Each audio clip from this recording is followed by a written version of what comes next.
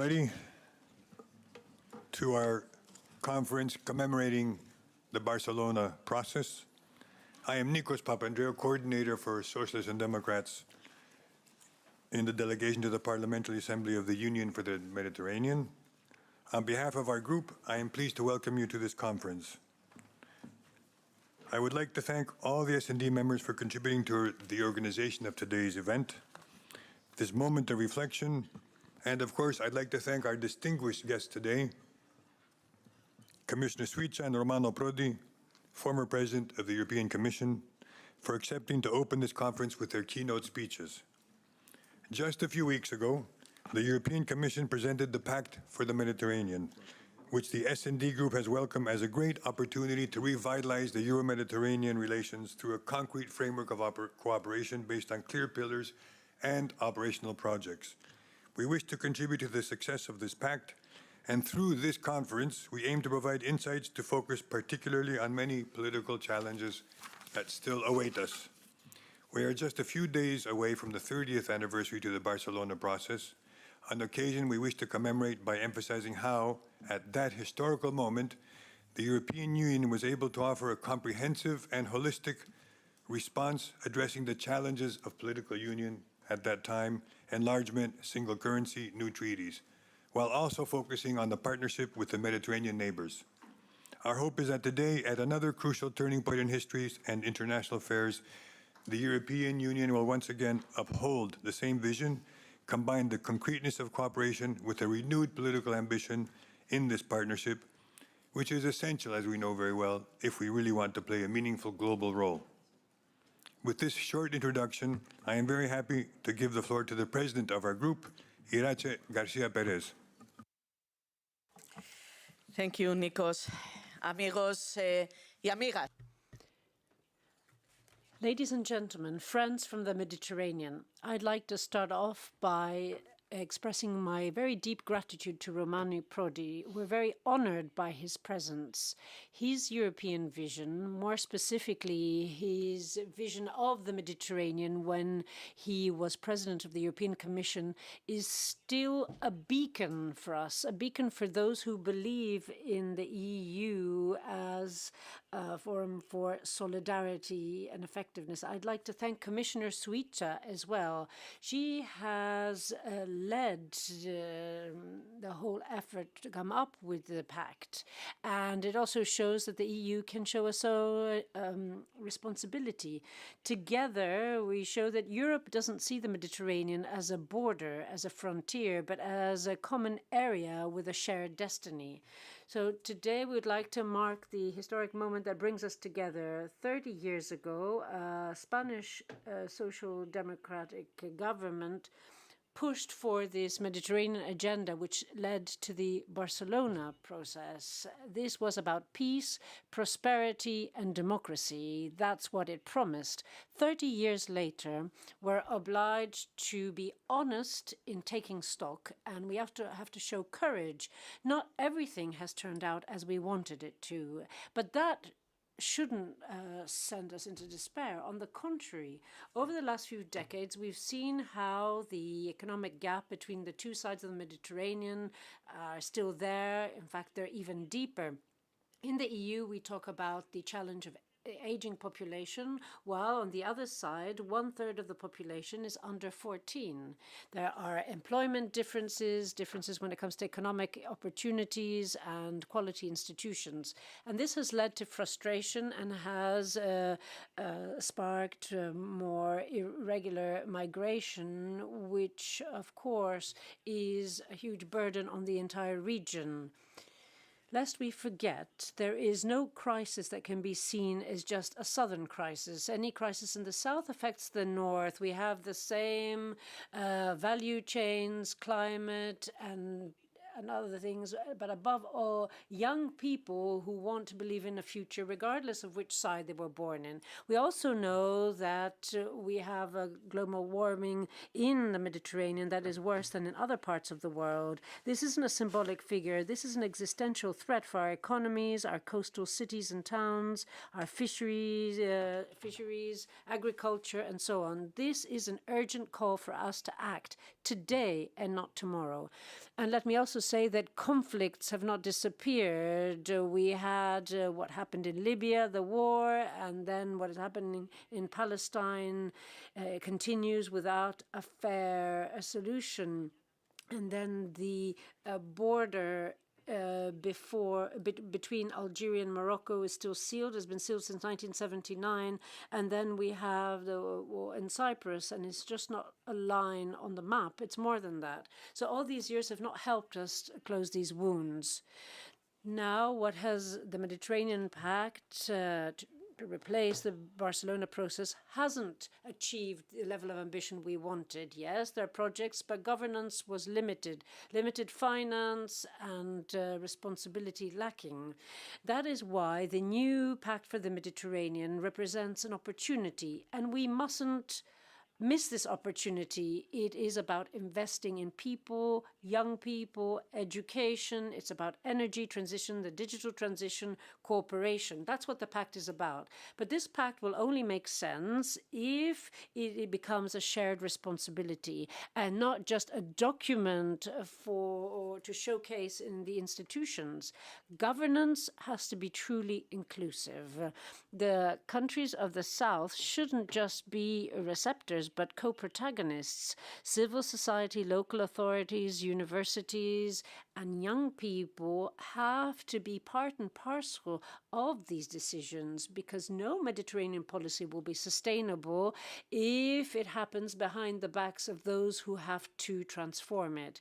We must also understand that the energy transition is a huge opportunity, but this vision requires real, actual, genuine investment, deadlines, not just declarations. It needs political leadership and not just contemplation.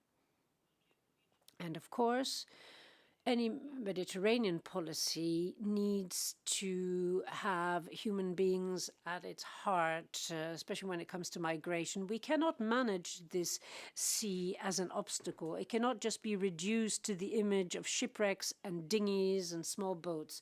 We need legal and safe channels.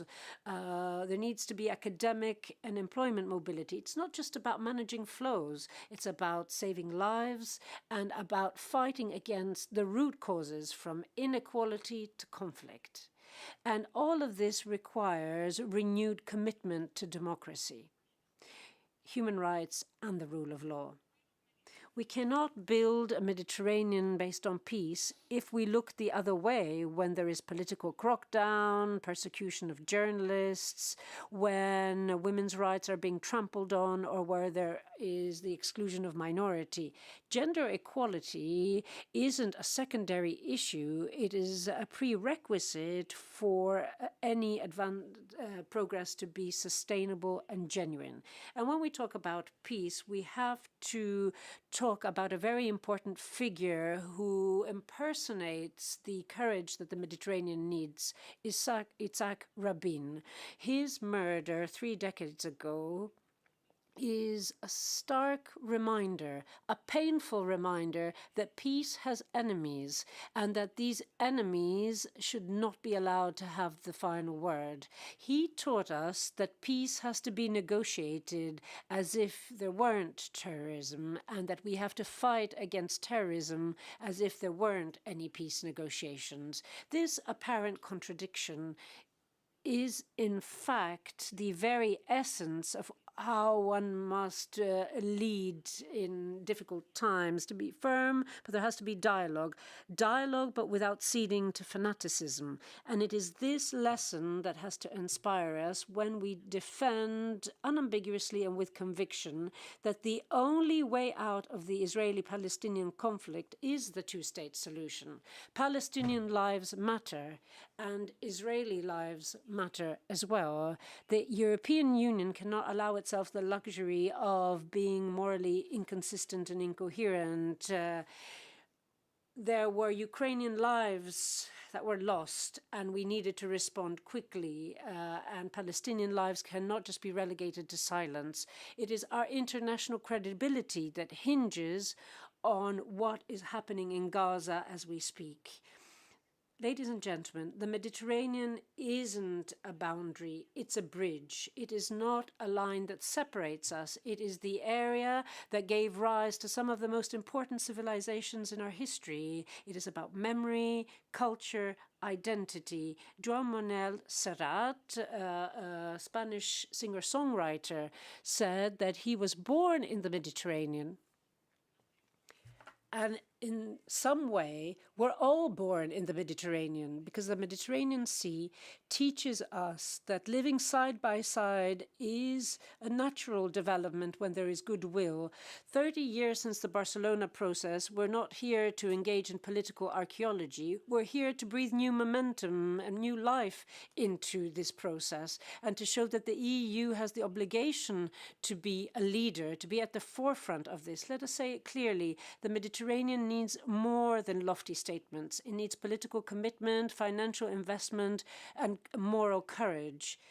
What we need is to make sure that all member states rise to the occasion and that all of our southern partners feel they're on equal footing in this project. We cannot allow another 30 years, not allow ourselves another 30 years of good intentions. I hope the memory of the Barcelona Process and the legacy of Yitzhak Rabin allows us not only to build the Mediterranean that we want to dream of, but the one that we have to build, decisiveness based on social justice, prosperity, peace, genuine peace. Thank you.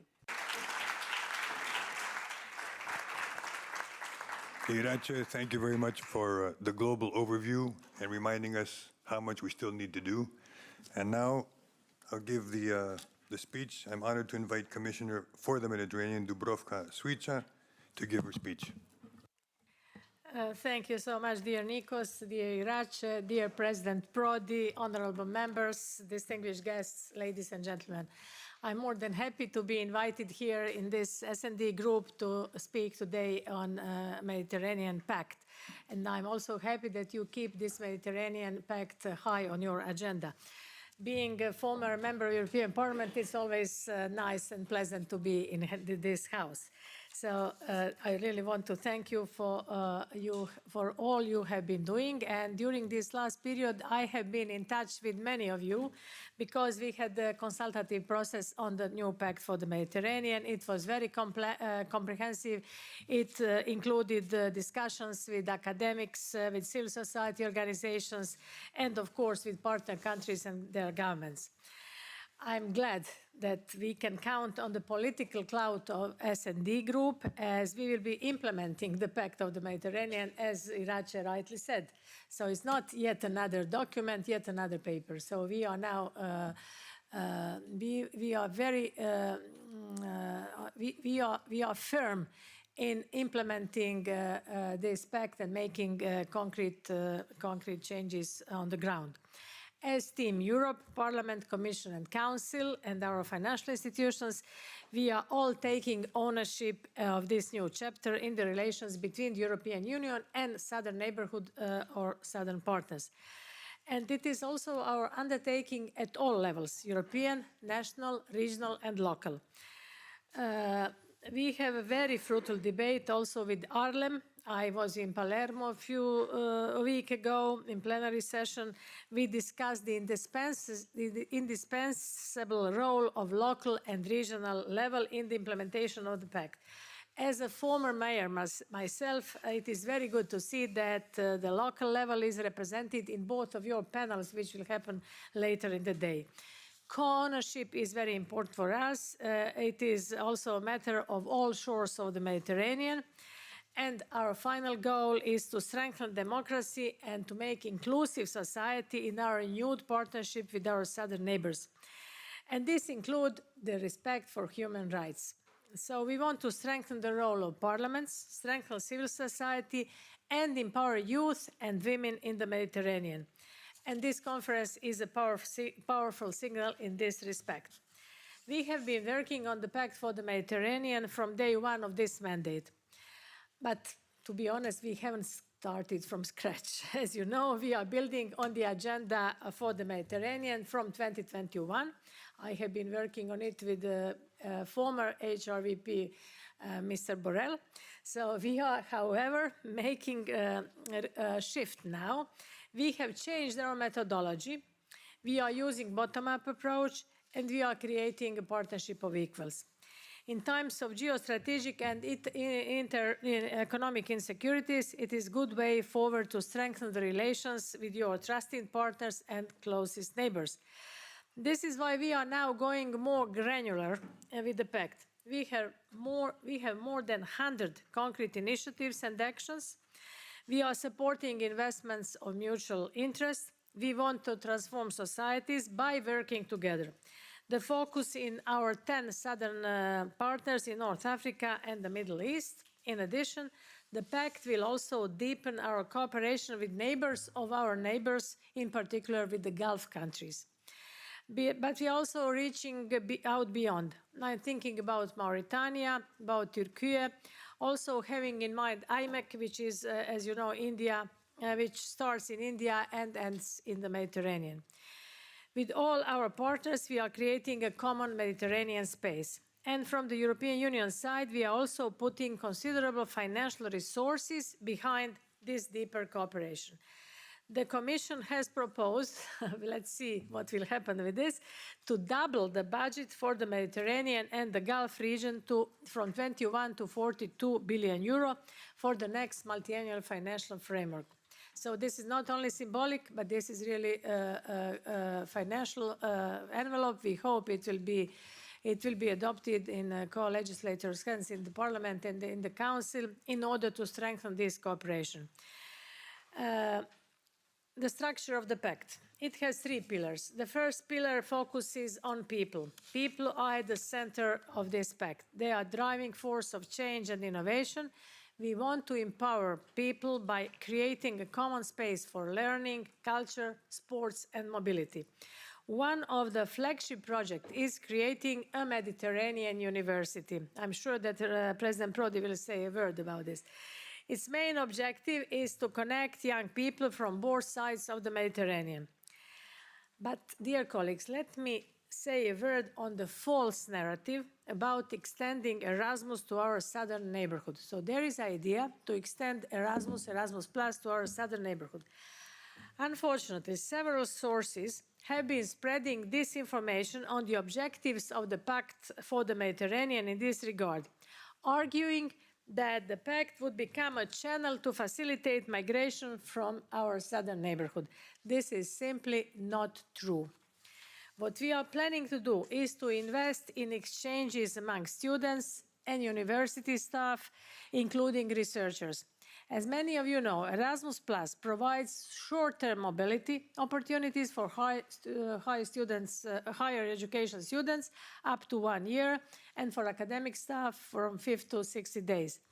Erasmus Plus is an instrument for brain circulation, not an instrument for brain drain. As already mentioned, we are planning to establish a true Mediterranean university, or better to say, alliance of universities, including a strong role for European universities. This flagship initiative from education will benefit societies, both Erasmus plus Mediterranean University.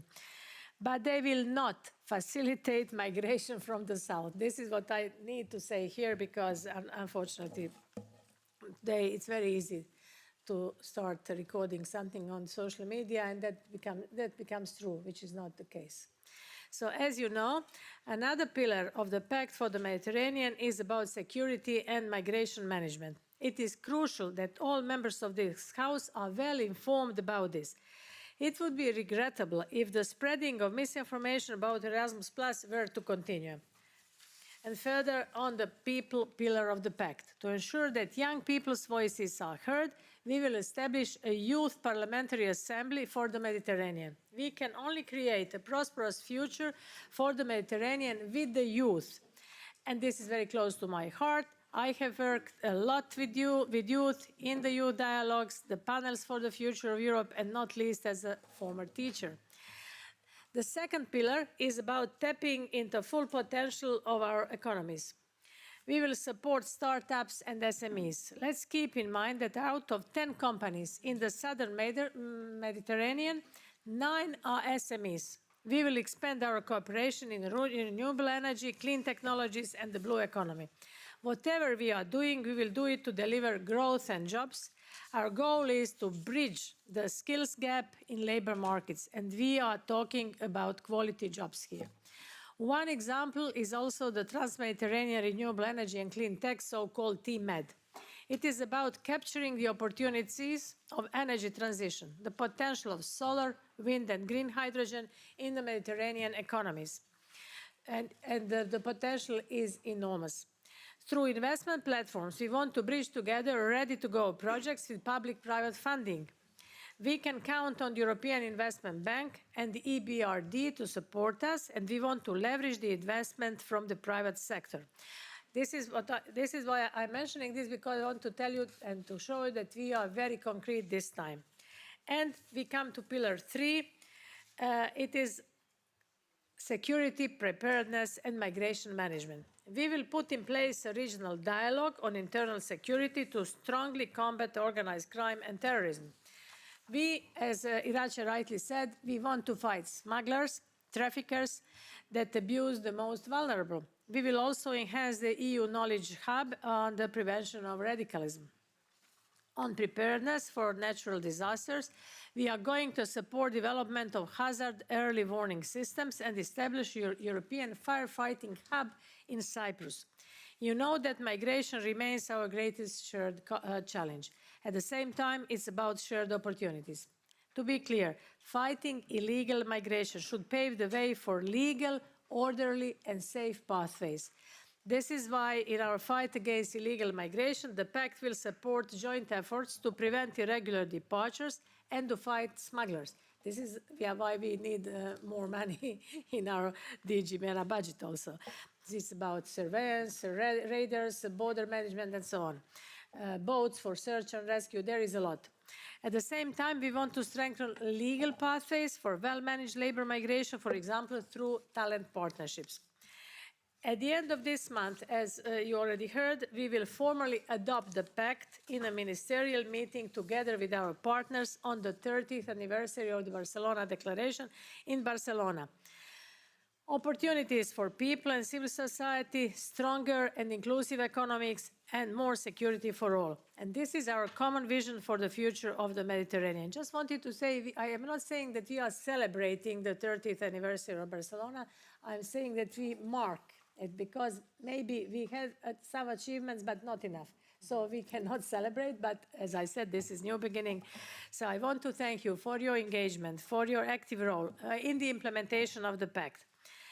What I wanted to say is that what I haven't mentioned, the action plan for this Pact will come in the first quarter of the next year. So action plan means all the activities, all the projects which are already in pipeline or those which can be announced. So I'm inviting now member states to come to us, to DG MENA, which is first entry point for all the business which we are doing with Mediterranean, to say which projects will they like to see and which projects could be implemented, of course. And this is something which will be comprised in action plan. This is very important. Unfortunately, I will have to apologize myself for leaving earlier, but I rely on your support, I rely on your contributions, on your input for the implementation of Pact. Now we have document, we have paper, but it's a living document. It can always be added, changed, whatever you find appropriate. Thank you very much for your contributions and for your cooperation.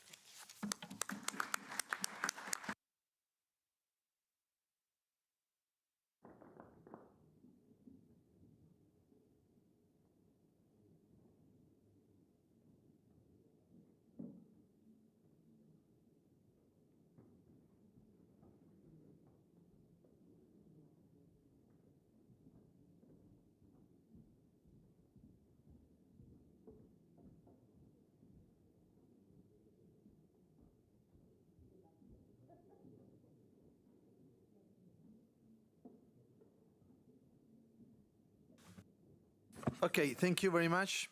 Good morning to everybody. I would like to extend my sincere appreciation to the speakers that opened this important event.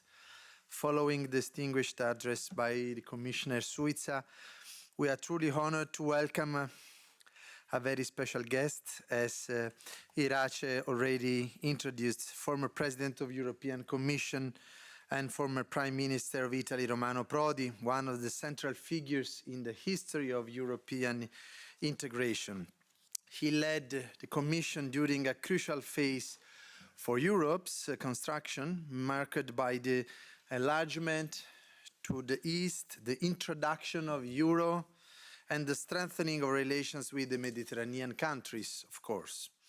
Romano Prodi left an indelible mark on Euro-Mediterranean relations through the creation of European neighbours policy designed to offer partners countries an unprecedented level of economic and political integration with the EU, while encouraging advanced bilateral agreements between the EU and southern partners.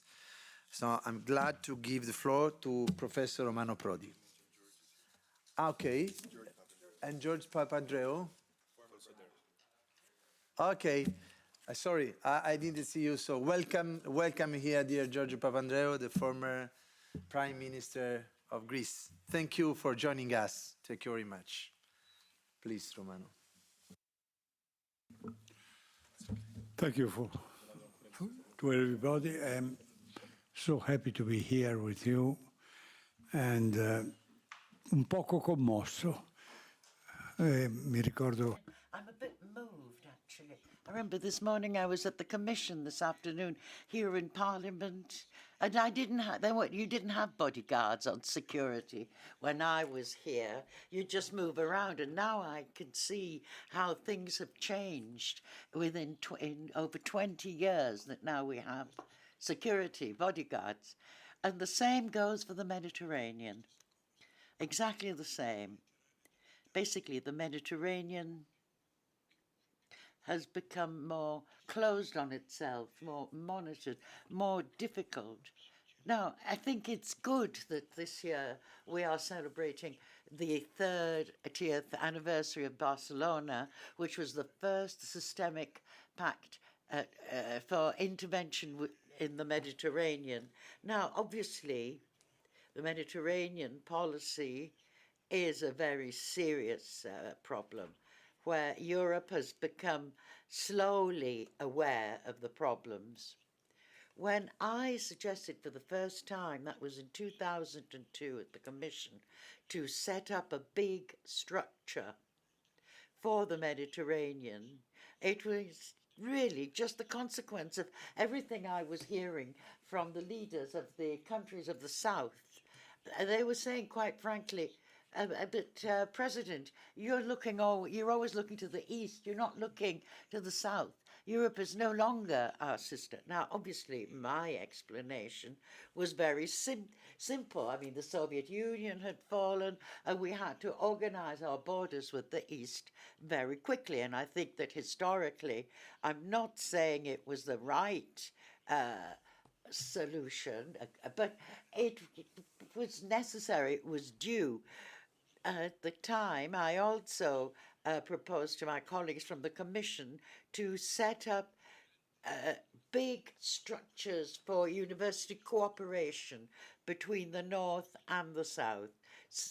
And that was the situation then. But everything was so peaceful, it was so. The answer was, but why should we do something special for the Mediterranean? That's wasted money.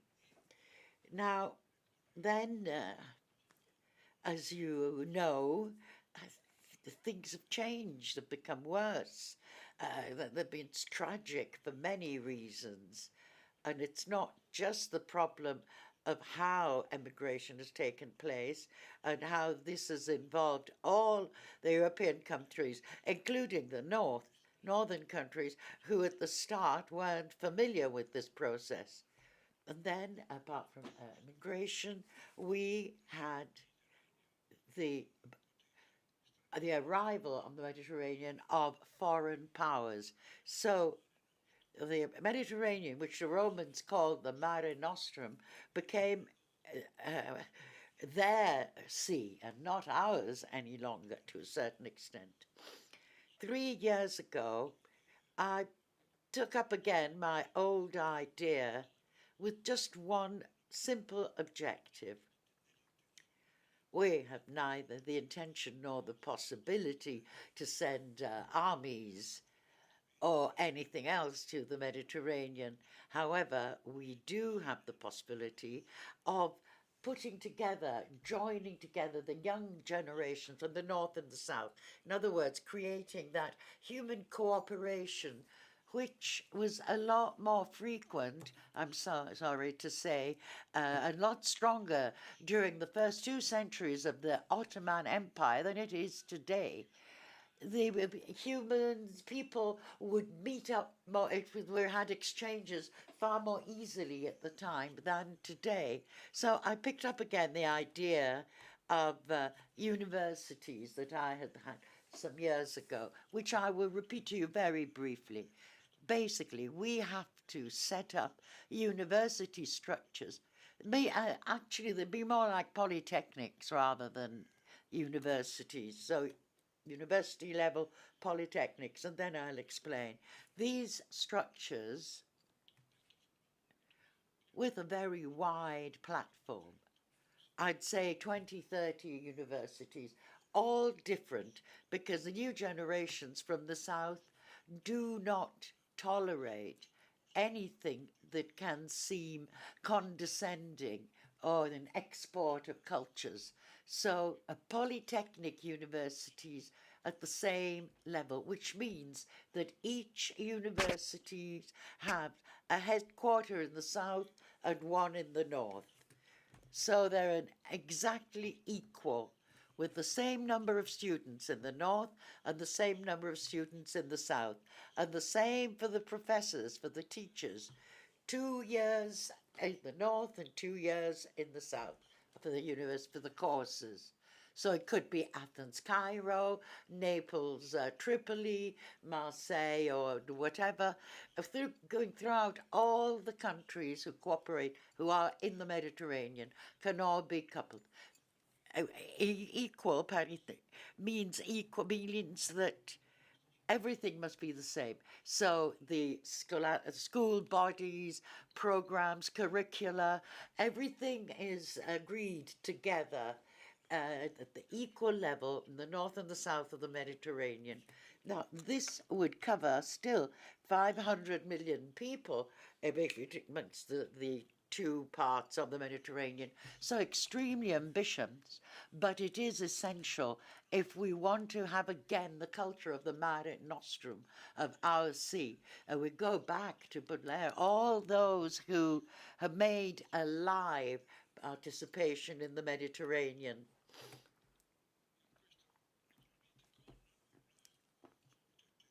Of course, we have to pay great attention, because in my idea, we're not trying to recreate Oxford or Harvard, but we want universities that are focused on practical things, on the culture of doing. We want to put together young people who work together in the north and in the south. At least for the first part, we have to be very careful and attentive to respect all the political questions too. For instance, no theology, no philosophy, no political sciences in the beginning, in the first phase. We need agriculture, maths, physics, economics, medicine, all those, and have all the learning bodies that can be set up, organizations and practical structures for the evolving for this phenomenon. Again, the idea is to draw together young people who will then set up laboratories, will open companies, will join NGOs together, but with the common cultural basis, without these differences which have been divisive for our peoples amongst them. So we must not repeat those mistakes. And if you want, it's quite, with one objective, it's simple, it might be utopistic, but we're talking 500,000 young people who've studied together. The Mediterranean will be different. So we'll be able to look at political problems because we are creating a structure, a body where there's no longer any misunderstanding on who is in charge and who isn't. Of course, I am convinced that all the countries of the South will also gain a lot economically. Because if the South of Europe has had problems compared to the North, it's been in the fact that the Mediterranean was isolated to a certain extent.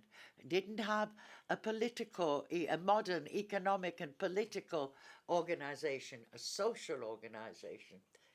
So it's not just a plan for political peace and good relations. It's also a project that has a very strong economic validity for our countries too. So very simply, that's all. That's what I was suggesting. I'm happy that the Commission and its collaborators who are present here have not only welcomed with enthusiasm, but have started working in a practical way on the initial project to start immediately. The budget that was made for the initial project covers also possibility for immediate experimentation for certain cases.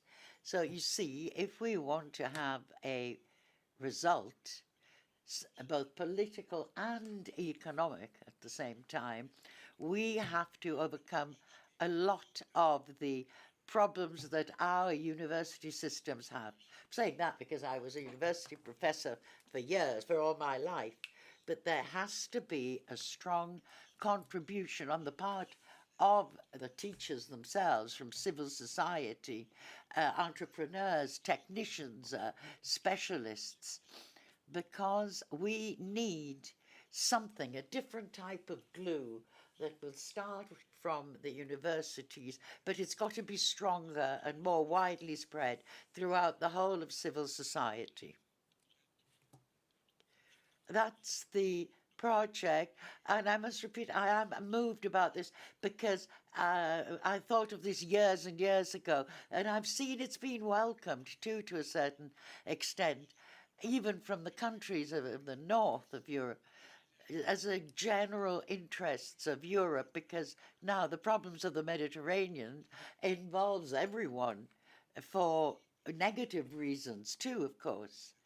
The problems of risk, of danger, of fear, but it involves everyone. So, and in this spirit, we can start a common project. I won't see it ended given my age. I'm no longer very young, but I do think that many of you will see the developments, and I hope you will be happy. Thank you.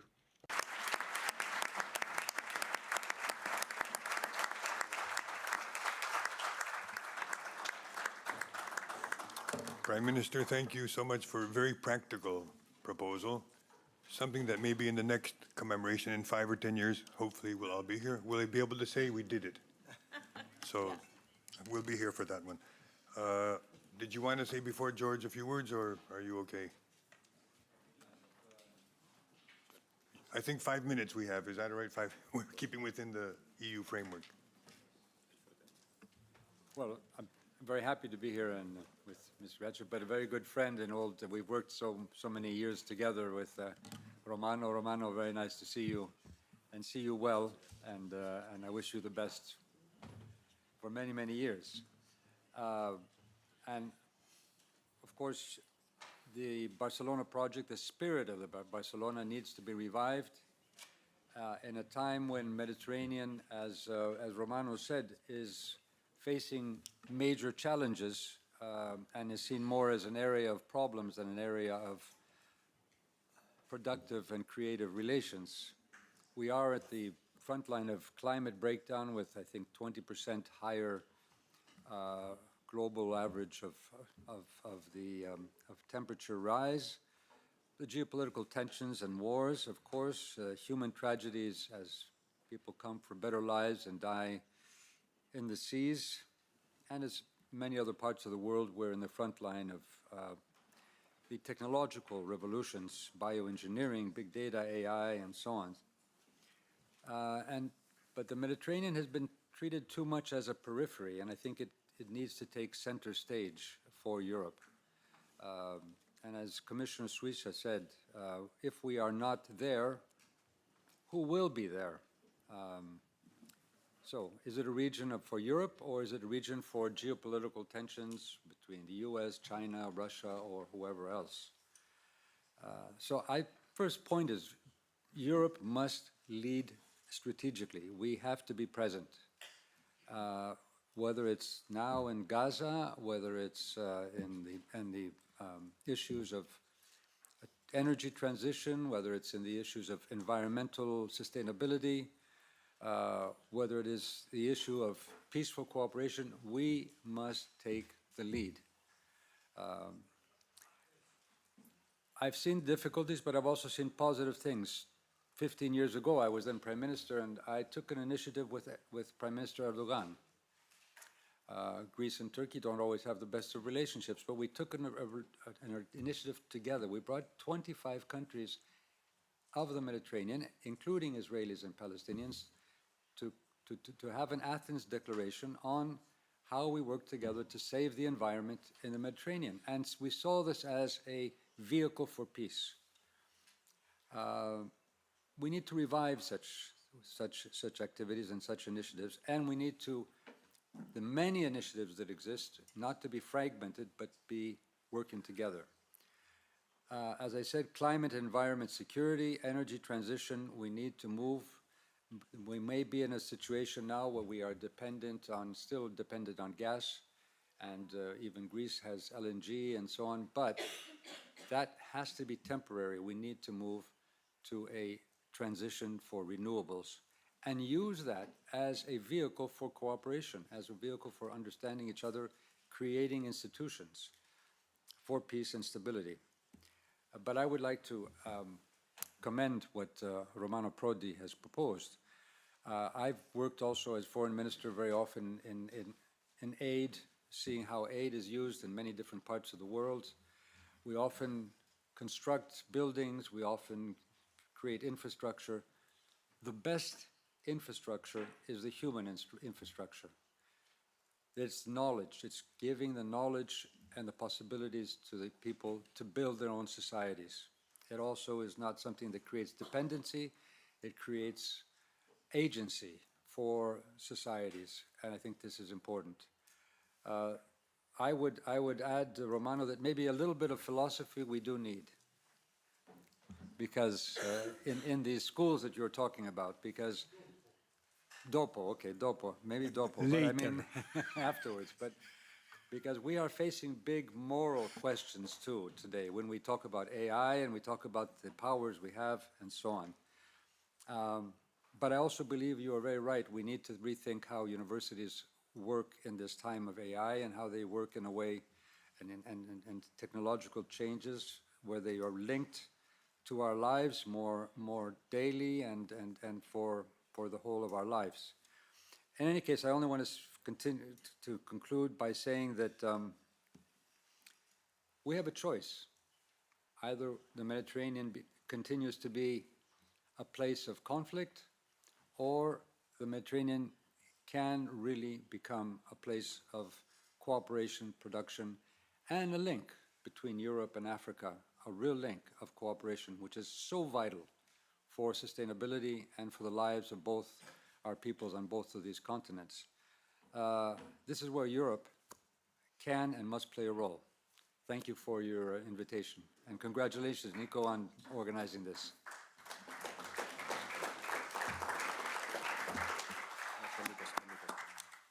And Laura, can you come? And now the panel will be taken over by Dario and Laura Balleri and Dario Nardella on my left.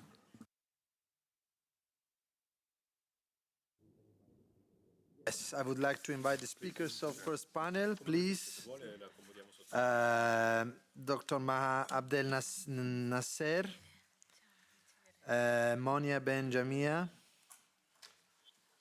Egidio Ivetic, I think Aris Dukas, Mayor of Athens, is not here.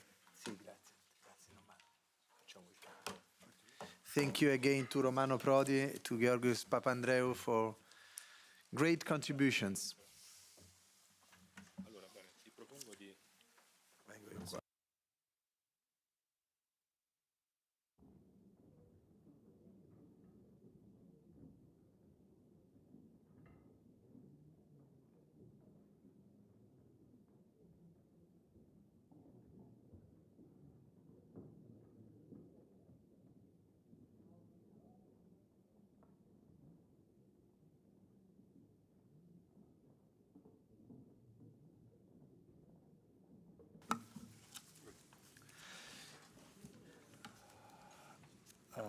Okay, good morning.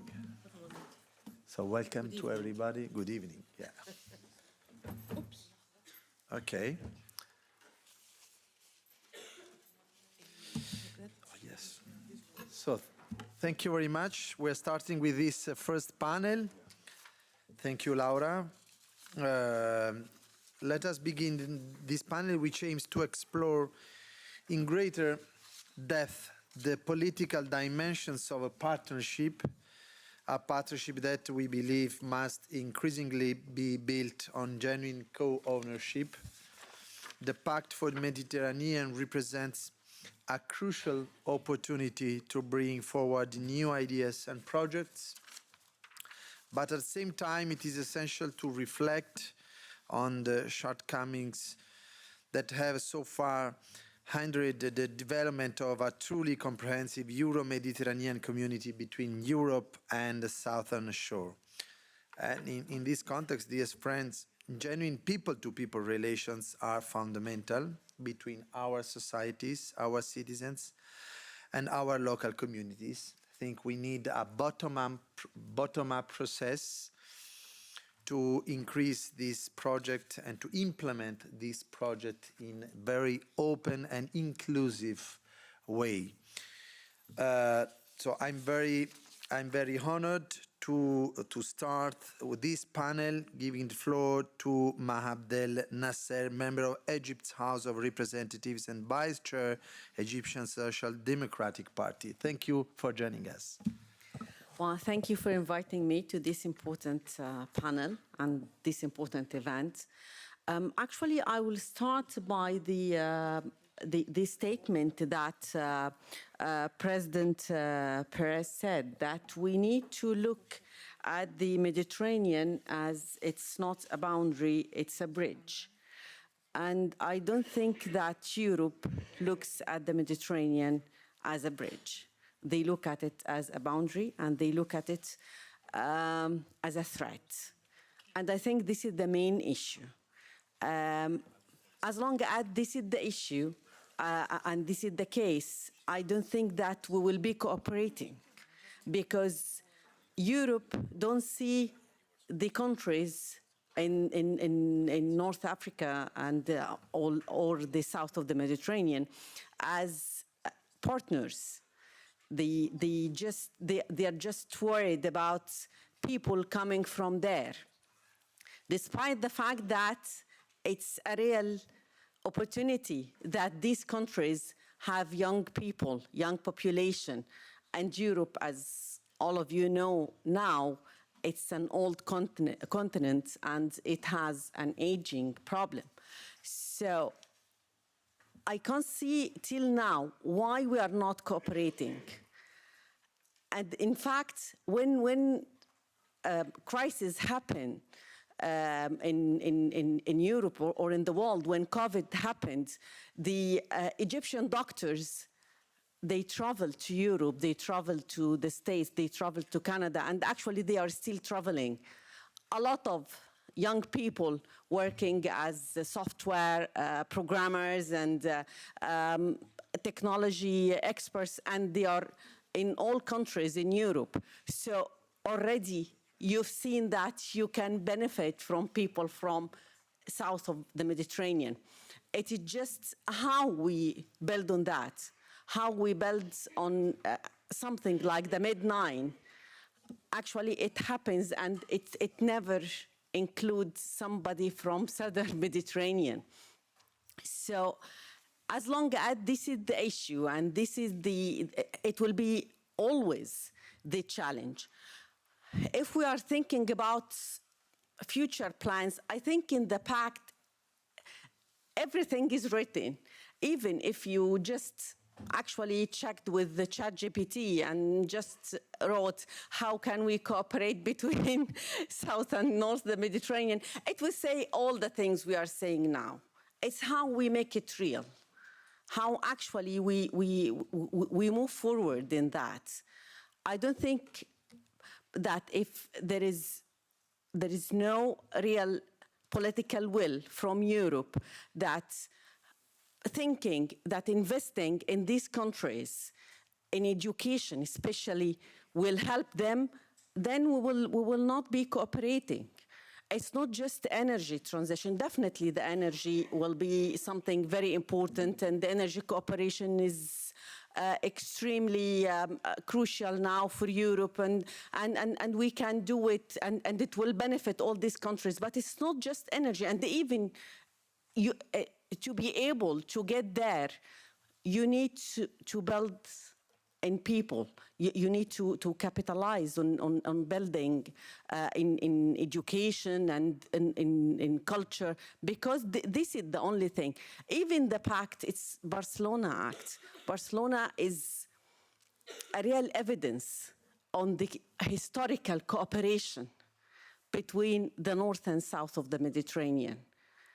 It is just telling how the civilization moved from south of Mediterranean to the north of Mediterranean at that time. So if it's happening the other way around, it's just historical. This is history. So to capitalize on all what I'm saying, I'm suggesting real projects, not just universities. Definitely the students' exchange and capitalizing on building capacity and all these things. But we need to. Europe can just invest in schools. Vocational schools, vocational training for specific things that needed in Europe. And definitely all the countries, it's not just Egypt, all the countries in Africa, we have the labor capacity, we have the human resources. And this is the most important resources now for a place like Europe. So we can do a lot of things. It's just that, again, we need that Europe will look to the Mediterranean as a bridge, not a boundary, and they look to these countries, not seeing them as a threat, but opportunity. Thank you.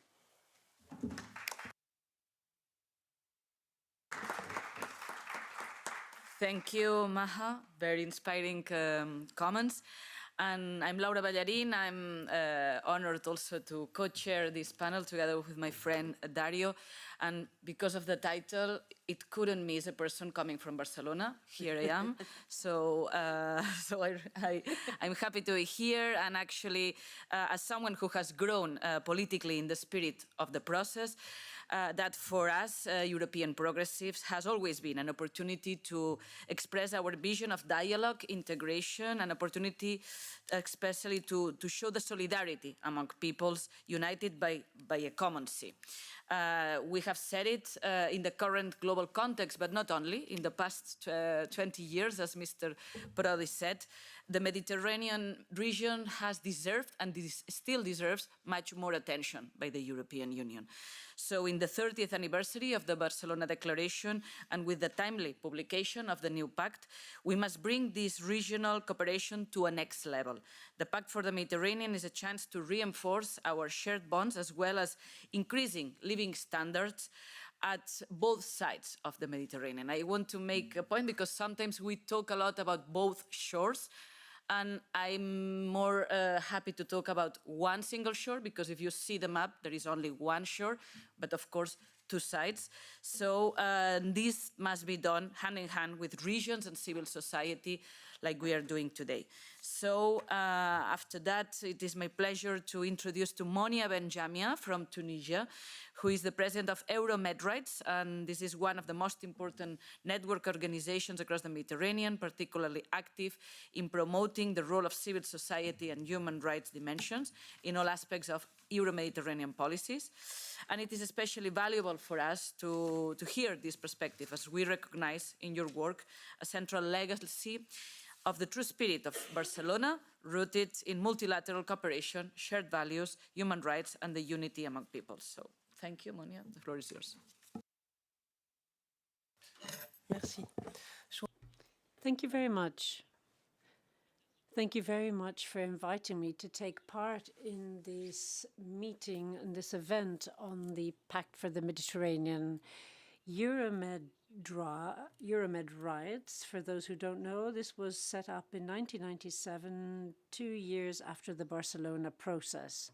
It is a network that includes 68 organizations from 30 different countries from the north, south, east, and west of the Mediterranean. It is this network of organizations that defends the rule of law, democracy, and fundamental rights and freedoms. So we work in the Euromed region, and we've been following the whole process relating to the adoption of the pact very carefully. The day before the communication was presented on the 15th of October, we organized a press conference with the same group that invited us today, and thanks once again for the invitation, and with the Eco think tank that is present here this afternoon. We organized, as I said, a press conference called Promoting a Fair Transition Thanks to Energy, Adaptation to Climate Change, and Democracy. During this press conference, we said that we believe that if the energy transition is put forward fairly, taking into account the needs of all partners, it can become a key opportunity for sustainable development and for more solid regional integration. But of course, there is a prerequisite. Democratic governance has to be respected. More generally speaking, on the different points that make up the Pact for the Mediterranean, we do think that this is an opportunity to bolster the action of the European institutions in the Euro-Mediterranean region. But at the same time, respecting democracy and human rights has to be at the heart of these multilateral relations. It has to be in line with the principles and values enshrined in the Barcelona Process. And of course, that was based on democracy.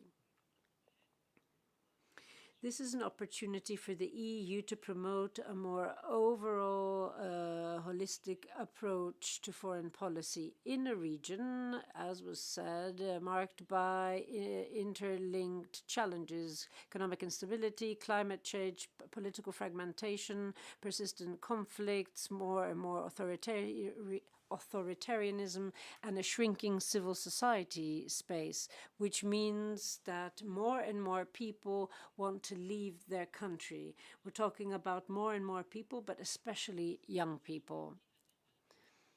The Pact's multilateral approach is key. Bilateral models such as the bilateral entente with Tunisia signed in July 2023, those kind of bilateral agreements are a failure. Now, they fail because they focus too much on migration and make promoting democracy and respecting human rights secondary. This kind of bilateral agreement only leads to supporting the authoritarian shifts of regimes that are more interested in cracking down on the population to stay in power than the economic and social well-being of their people. So therefore, they cannot provide long-term solutions to irregular migration. The multilateral approach of the Pact for the Mediterranean has to look at democratic governance, has to respect that, and it has to respect fundamental rights and freedoms, because it's only by investing in projects that support democratic governance and human rights that the European Union can create the necessary conditions for sustainable development, flourishing economic environment, social stability, and long-term stability. Democracy has a condition when it comes to relations between the two sides of the Mediterranean, as enshrined in the Barcelona Process, is extremely important because it is also enshrined in the association agreement signed between the EU and its partners in Article 2. And unfortunately, these are either trampled on or forgotten very often. The human rights clause that stems from the Barcelona Process is very important, and the Pact the Pact says that there has to be a common effort to respect human rights, good governance, and fundamental freedoms with reference to international instruments, and more specifically the SDGs of 2030, the Sustainable Development Goals, that is, end of quote. Now, the fact that this is voluntary and not mandatory is problematic because the political backdrop at the moment is more and more authoritarian regimes, as is the case in Algeria and Tunisia, and that's just a couple of examples. Then we have the genocide in Gaza, war crimes and crimes against humanity, according to the ICC, and a difficult political transition in Syria since the fall of the Assad dynasty. In many of these countries, the judiciary's independence is being eroded, there is less free media, opponents are arrested, civic space is shrinking, and human rights and rights defending associations are being closed down. And as the Pact says, this means that there isn't a flourishing media environment, and yet that is vital if there is to be an open space for discussion that is inclusive. And at the same time, demonstrations are being considered to be crimes, especially when young people take to the streets. I'll give you two examples. 2,000 arrests in Morocco after the Gen Z demonstrations, and this was only a few weeks ago, and the ongoing arrests in Tunisia. The police is really cracking down after the demonstrations in the city of Gabes in Tunisia. This was a protest against the chemical pollution stemming from a factory there. So, we have challenges, and we have to pay attention to these challenges because these lie behind the threat hanging over the EU. The fact that democracy and rule of law is lacking explains terrorism, migration, armed conflict, organized crime, and the degradation of the environment. The efforts to re-establish the rule of law and democracy has to be at the heart of this process. And the main planks in the Pact depend on them. If we play into the hands of authoritarian regimes, we end up strengthening them. There are strategic partnerships signed with some of these regimes, and they are sometimes put on the list of safe countries from the point of view of asylum. And that means that they try and find other alternatives to Europe. Civil society has to contribute to a peace that will be based on shared values with the EU. Bolstering civil society is extremely important. We've got to support civil society and protect it. The Pact recognizes the important role that civil society has to play, and it also acknowledges the fact that it is a grassroots organization. It also acknowledges its contribution to more inclusive society. The Pact also says that we need a dynamic civil society in order to promote an environment which is favorable to civil society. It mentions the need to maintain an independent and active civil society. Now, civic space is shrinking. It's being closed down in Mediterranean countries. So it would be a good idea for the EU to take positive action to keep the civil society alive. I'm thinking about an asylum and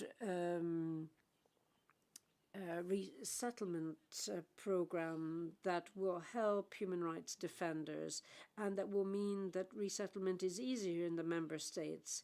I'm thinking of more generous financial support for associations that are still active in partner countries or that continue their work outside these countries. For follow-up and implementation, the Pact says that there are different possibilities for civil society and international organizations. They can be invited to take part in the working group that works on action plans. I think that if we can act upon this, it would be a brilliant idea because this would ensure better implementation of the Pact. Because some countries are choosing an empty chair policy. Civil society is more aware of the reality on the ground, and because of this, it can contribute to the implementation of policies that we can flesh out in order to implement the Mediterranean Pact. The Mediterranean Pact also talks about the need for regular dialogue with civil society, especially universities, researchers, social partners, culture and economic partners, and of course, the world of business. Euromed Rights will respond to all invitations to engage in dialogue, and we will continue our efforts and our fight to make sure that the values that define us and unite us continue to be respected. Thank you. Thank you very much, Mrs. Benjamia. And before I give the floor to the next speaker, I just want to recall that Mahab Del Nasser is member of the House of Representatives, and she has been just re-elected a few days ago, so congratulations. And she's also vice chair of the Egyptian Social Democratic Party, our sister organization within the Socialist International, currently chaired by Pedro Sanchez and before by Mr. Papandreou. So I just wanted to recall this. And now I will give the floor to another Italian guest, Professor Egidio Ibetic, historian at the University of Padua and renowned scholar of Mediterranean history. We felt it was important to include in this political panel a broader reflection on the meaning and evolution of Euro-Mediterranean relations, as we believe it is essential to revive a cultural dimension in order to make these relations strongly and genuinely shared. So, Professor Ibetic, the floor is yours. Thank you. Thank you.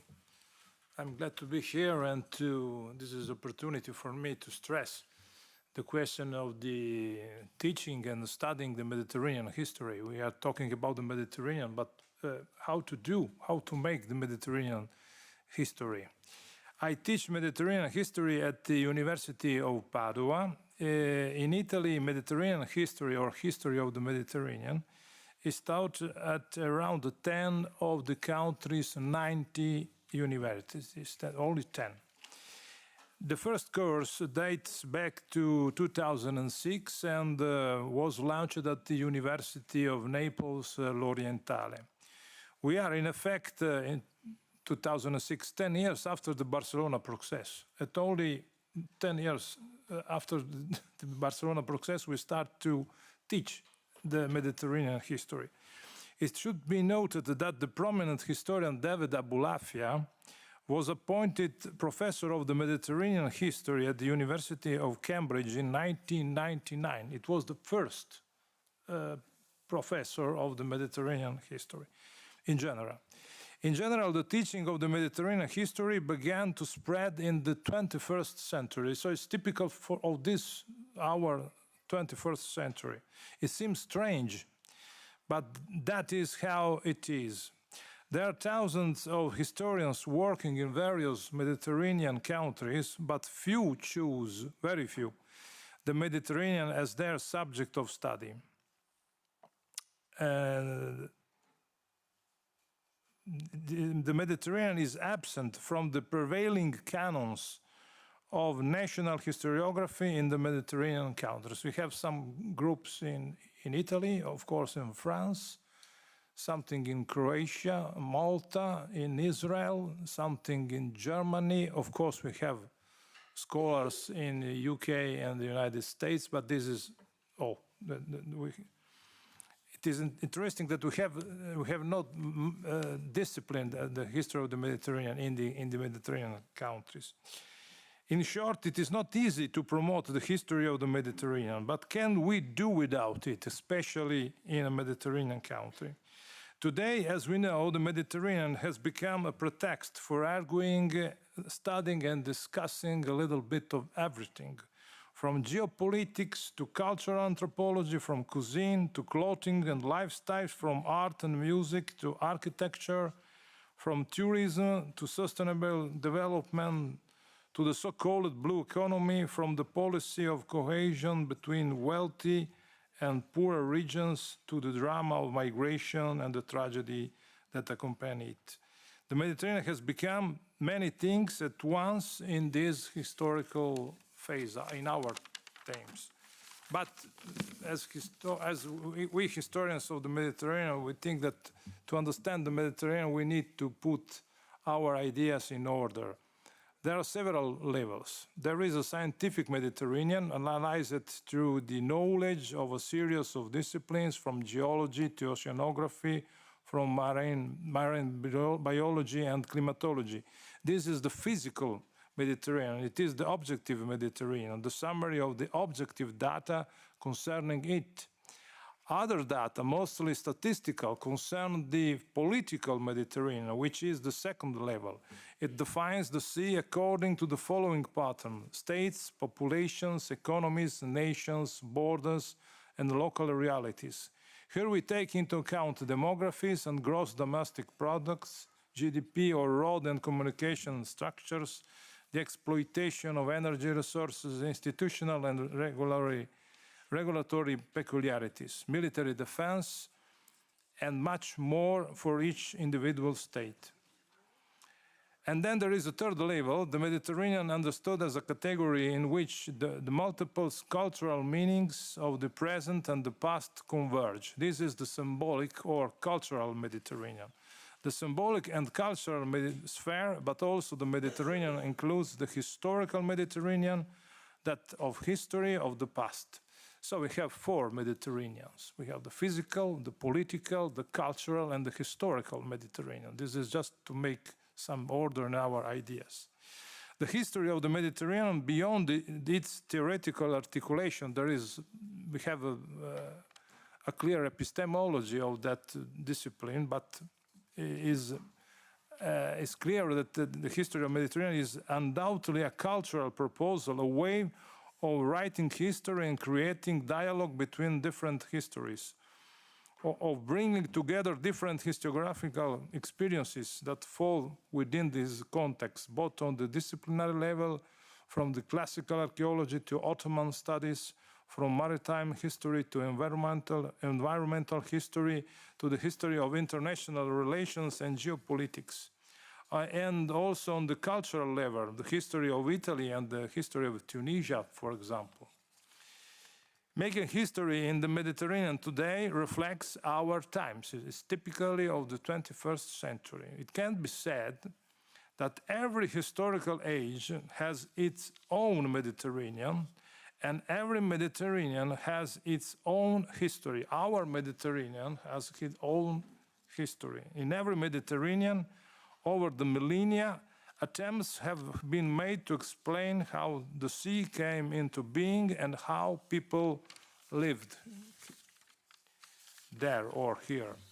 Thinking in the Mediterranean way means, or would means, pursuing humanity and humanism, a willingness to engage in dialogue with other selves and with others, those who are different from us, in a cultural exchange. Thinking about the Mediterranean in historiographical terms means understanding that there are multiple cultural levels. The Mediterranean is a collection of diversities that should be understood and respected. And in this intent, we need to revisit a fundamental document, the document called Dialogue Between Peoples and Cultures in the Euro-Mediterranean Area, namely the report by the high-level advisory group established at the initiative of the President of the European Commission, Romano Prodi, a document dated in October 2003. It remains essential to have full knowledge and awareness of other cultures, religions, and traditions, and the knowledge of all histories that have preceded us. Reflecting on the Mediterranean is necessary for those who live there, and being in the Mediterranean involves precisely an awareness of the Mediterranean in a historical sense.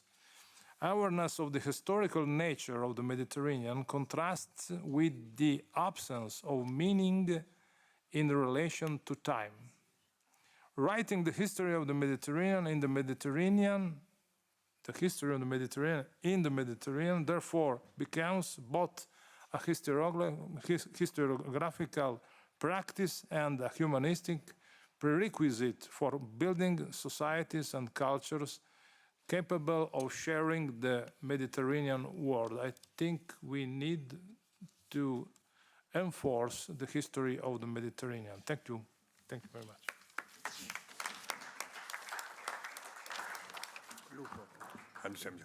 Yeah.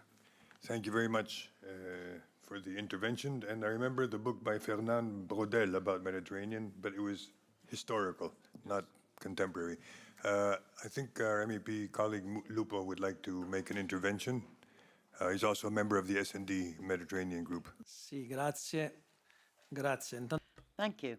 Well, first of all, I'd like to compliment you for this extremely important initiative, and my compliments to S&D who have organized this, and I'd like to welcome all our speakers. In my opinion, as my position as Vice President of the Committee for the Budget of the European Parliament, the success of the Pact for the Mediterranean will also depend from the financial support the EU will be able to guarantee within the next next MFF from 28 to 34. The Commissioner has already given us some good information, welcome information. The meeting on the 6th of October says, and to point to, we will mobilize all necessary financial instruments of the EU to obtain this support. So this is good news, but it is essential that the new Pact for the Mediterranean have a position within the next multi-annual framework, so that we can allow not only to guarantee it starting, but to guarantee that it will continue after 34 and have significant number of resources could be found from the Global Europe Fund, which though ought to have sufficient funding, especially for the Middle East, North Africa, and the Gulf. These three pillars of the Pact, people, the economy, and security, which are all intertwined, must be financed through the financial tools for the QFP for the different sectors. And we should also add, as stated in this cooperation, the contribution of the member states and its partners within the southern Mediterranean and the financial institutes of the member states of the EU, international financial institutes, and of course the private sector. So I will conclude, we must pay special attention to the University of the Mediterranean Professor President Romano Prodi has just described, because this university could contribute to creating a better Mediterranean, a Mediterranean made of peace and prosperity. Thank you.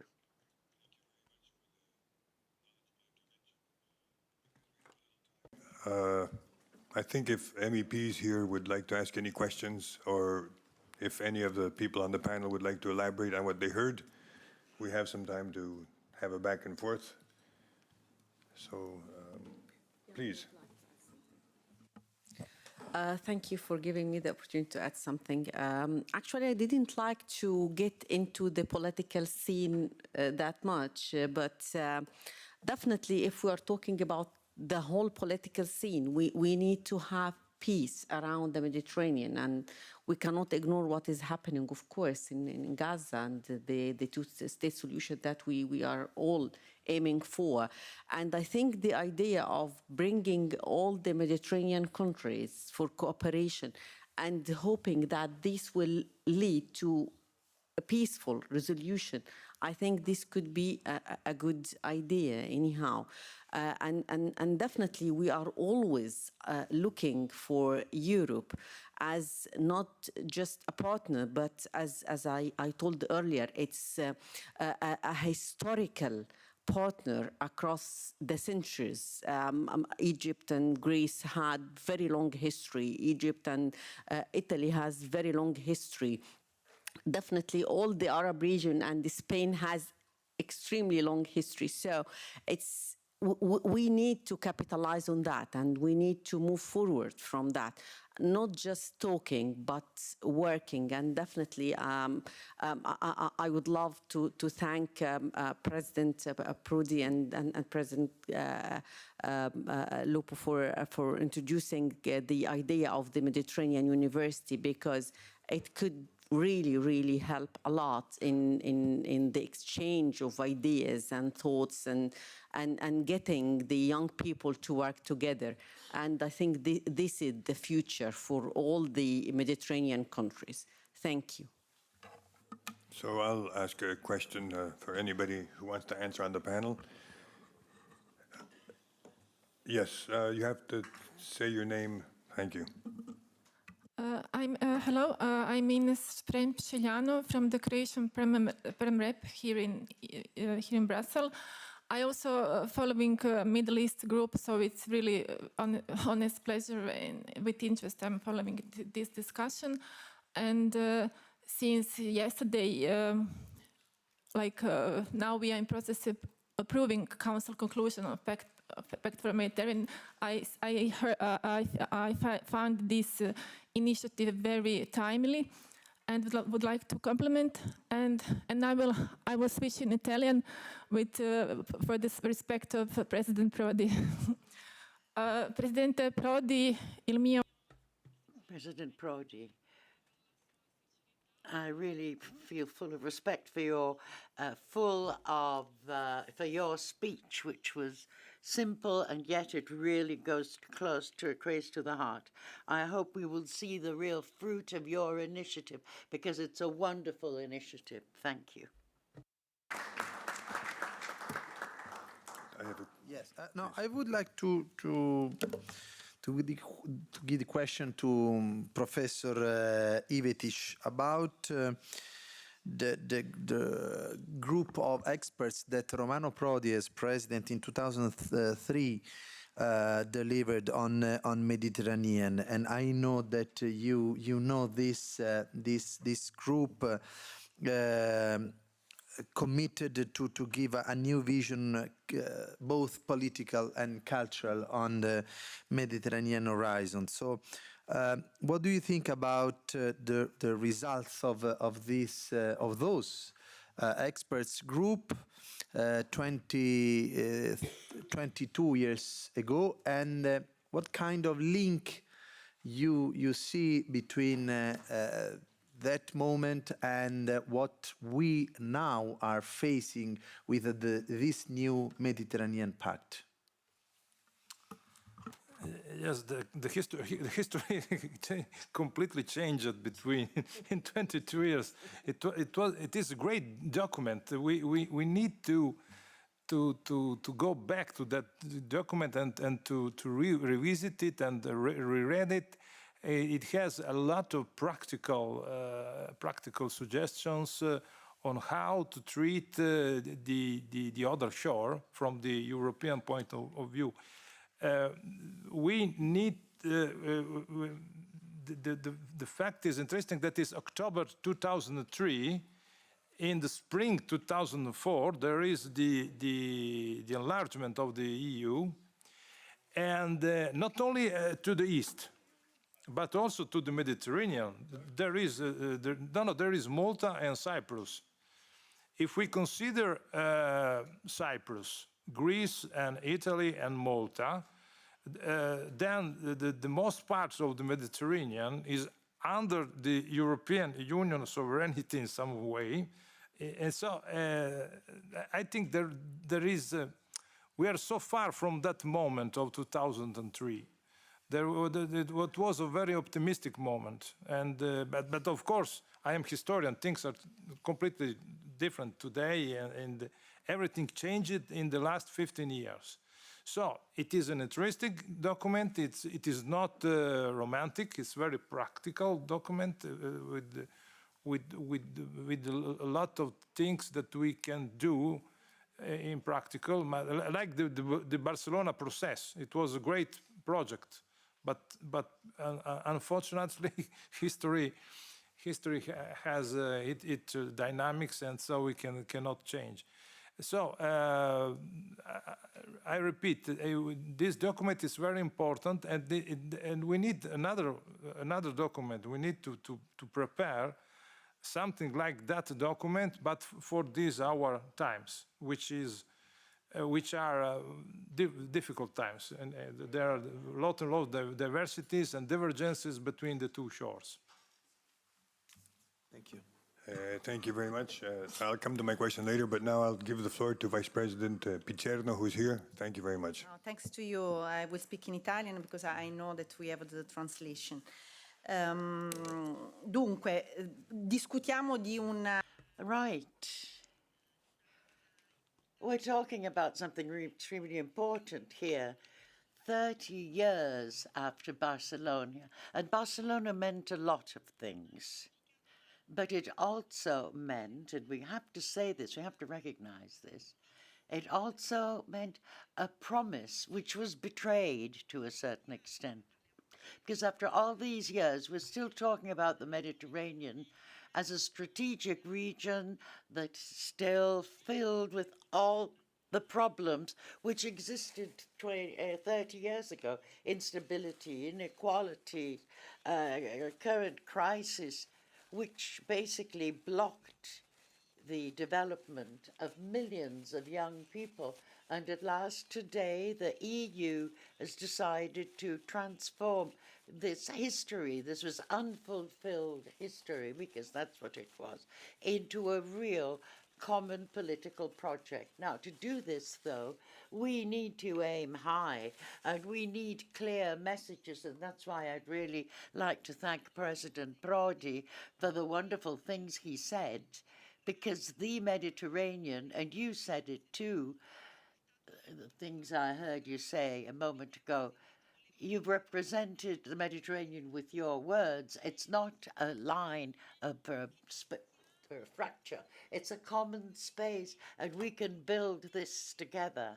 And that's why the first people we should invest is young people. So the proposal of setting up a Mediterranean university with a shared campus, enhancing Erasmus+, the idea of creating or a generation which is a Mediterranean generation that is capable of building bridges. That is the challenge, and that is what we've got to aim for. And that's why I'd like to thank you for your vision, President Prodi, because this should be more than just a program for a coordination, but it has to be a political promise and commitment for the development of a Mediterranean which is at last more greatly integrated and fair. Because it's also that, because this point of inequalities has never been discussed seriously. So it's time to really believe in this, because the future of the region, which means the future of Europe too, goes through the possibility or our capacity to give the opportunities to the new generations, the opportunities they deserve. So thank you again for this meeting today, and thank you again, President Prodi. Thank you very much for your passionate intervention, Vice President. And Thomas Bajada from Malta wants to say a few words. Thank you, and thank you for the organization of this important event. I have to say I'm very humbled to be sitting beside President Prodi. So if I have to start from that, I will be shaking a little bit. It's a reality check. And I just wanted to say also it's very important to understand the context of what we're talking about. I come from neither the north, neither the south coast.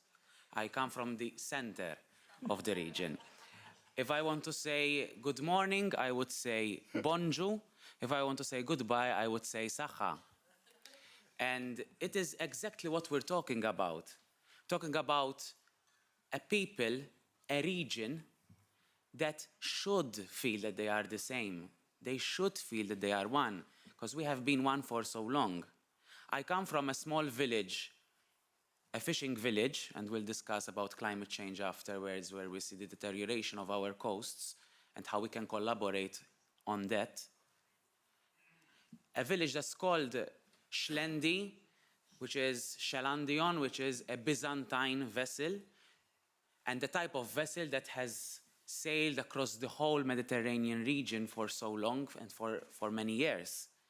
And we still have that heritage. And do we still speak about that heritage? And I would like to address also what was being said with respect to the history. What we are today as a region should be kept into perspective of what we have been for so long. And that also gives us perspective of where we should try to go and where we should try to cooperate. A cooperation of the same peoples, not of different people. I regard the region as my home, not as a neighborhood, but my home, the whole region. Because if one side of the region has a problem, it's the other side of the region that also feels the same problem. It's like if there's influenza on one side, you will feel it on the other. And that is how we need to treat this place. Someone said we should not treat the Mediterranean as a periphery. No, it has been the cradle of civilization, and it must continue to do so.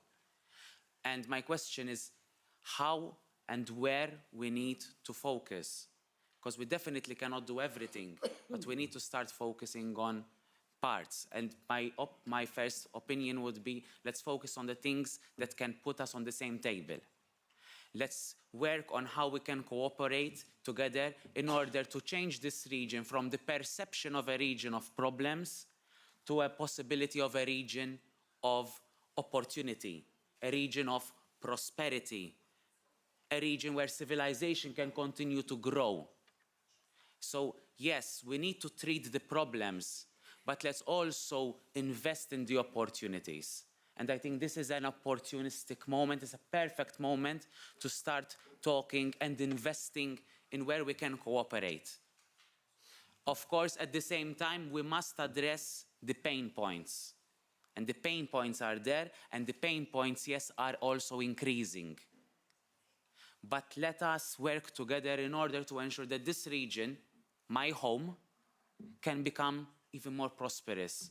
A home for many, many other youth. And yes, I agree with the university. I agree with the importance to invest in education across the whole education system, because if we invest in our youth, if we exchange our youth, our education, our cultures, our sports together, we can have a peoples that feel that they are closer together, feel that they are one, not separate, not different.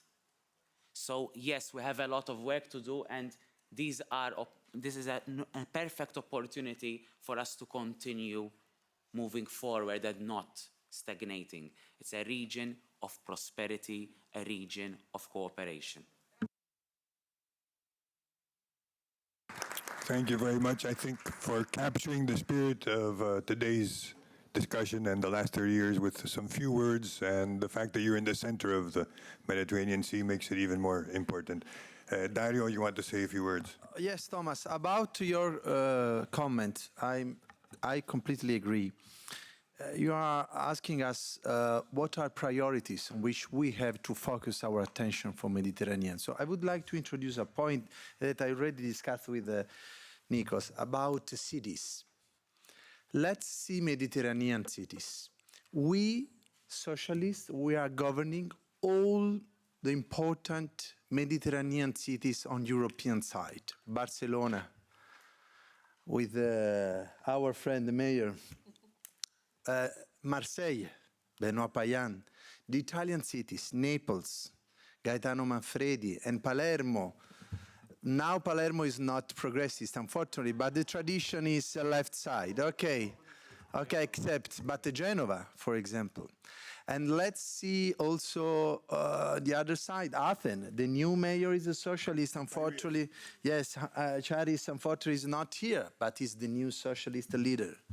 And also on Croatian side, but also on the African sides. No, the new mayor of Tunis is a lady, the first mayor lady we have in history. But also our friend Ekrem İmamoğlu, for which we are standing, the mayor of Istanbul, the most important city of the Mediterranean in terms of population of people, 20 million inhabitants.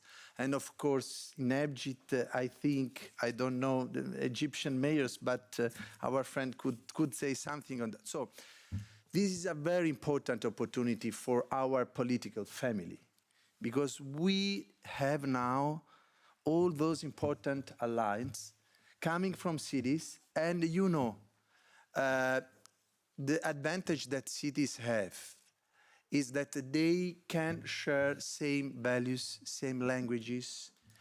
Cities, fortunately, don't have the limits that states have to face. And this is a very important opportunity that I think we socialists must exploit in this path for this new Mediterranean Pact. So one of the ideas that I would like to launch to Nikos is to involve all those mayors coming both from southern and northern cities, in order to put this other important chapter for Mediterranean new era and new deal. Thank you very much. If you are talking about Egypt, well, it's a wonderful idea, of course, but I'm not sure if it will be valid for the southern of the Mediterranean. Well, for the socialists, of course, for our party, we are in the opposition, so definitely we are not governing anything. But still, even while I'm in the opposition, but I know that the government would like to cooperate in anything with the Mediterranean countries and with EU normally. So we can still have to work on that, and we can help. We are still in the opposition, but we can, of course, we can push for having this kind of cooperation. But it needs a valid plan. It's not just getting the mayors together and then what are we going to do? Because if you are proposing something that will be very beneficial for the people in this city or in the surrounding cities, I don't think that any mayor will object that. It is just we need to have a plan, not just good thoughts. But thank you definitely for the project. Yeah, thank you very much for the intervention. I understand what you're saying about a plan. Of course, we need a plan. And taking from Prime Minister Prodi's idea that the university would avoid the humanistic studies, because in the same class, if you had an Israeli and a Palestinian, you would never finish the class. It would be the same for the things we would propose for the cities. Practical relationships. It could be on energy, resilience, working. Anyway, that would certainly, agriculture, many things. We finished our first round. If you want to say a few words on what you heard, I'm very, okay. We finished the first round. We're a little bit early, but we're going to go to the next session. Thomas, I'm going to call you up to the, thank you very much. And we'll be here. Thank you, Laura and Nario. Thank you very much. We'll be here. I'll be here. If you come to the dinner too, at 6, 7 o'clock, we'll continue.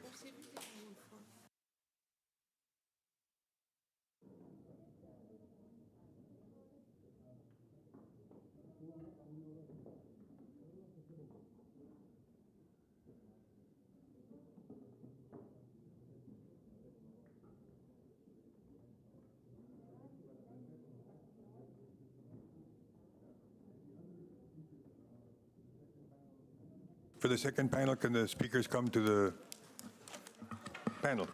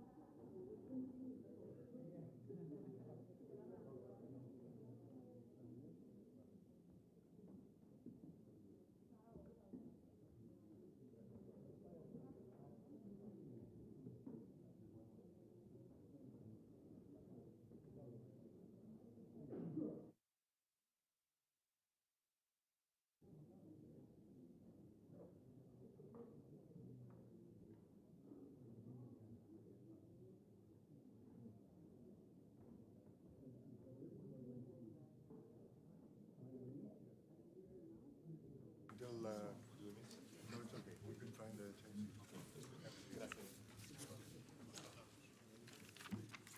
Start.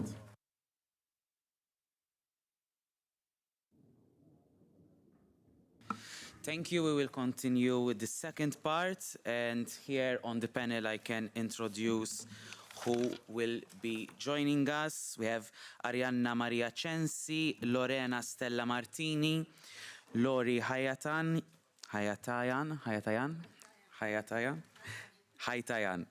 apologies. And finally, Giannis Konstantatos. Trying my best. And we'll start immediately so that we don't take up much time. In the second panel, we will be explaining why we have chosen to focus on a particular policy area, that is energy cooperation for growth and sustainability in the Euromed region. As S&D Group, we are convinced that working on sustainability means, above all, addressing the future in the most comprehensive and holistic way possible, with a crucial impact on territories, on people, and on the interconnection between individuals and collective rights. The Mediterranean is one of the regions in the world most at risk from the consequences of climate change, with decisive effects on migration flows, poverty, and political trends. In this context, building a truly common energy policy is both a challenge but also an essential priority. Hence, we are pleased to begin with Arianna Maria Censi, Councillor of Milan and member of the Committee of the Regions, where she focuses in particular on environmental issues, as well as that of Arlem and the Euro-Mediterranean Regional and Local Assembly. I'll give you the floor to maybe enlighten us with your first reactions. So, Thomas, thank you. I use the possibility to speak Italian. It's easier for me. Intanto, grazie. Thank you very much. Thank you very much for giving me this opportunity. I'm very pleased to speak here. It's an honor to take part in this S&D initiative. It's looking at one of the most important topics, as I see it, rights and sustainability. At the beginning of this event, the leader of our group reminded us of the fact that Mediterranean isn't a line that divides us. It is an area that brings us together. Our history, we have a common history and a common future. So I think there are three key and structural issues we're facing at the moment. On the one hand, climate change, then lack of resources, and then increasing disparities and inequalities. And of course, these, interact and have an impact on each other. And this is the case in the whole of the Mediterranean, but also across Europe.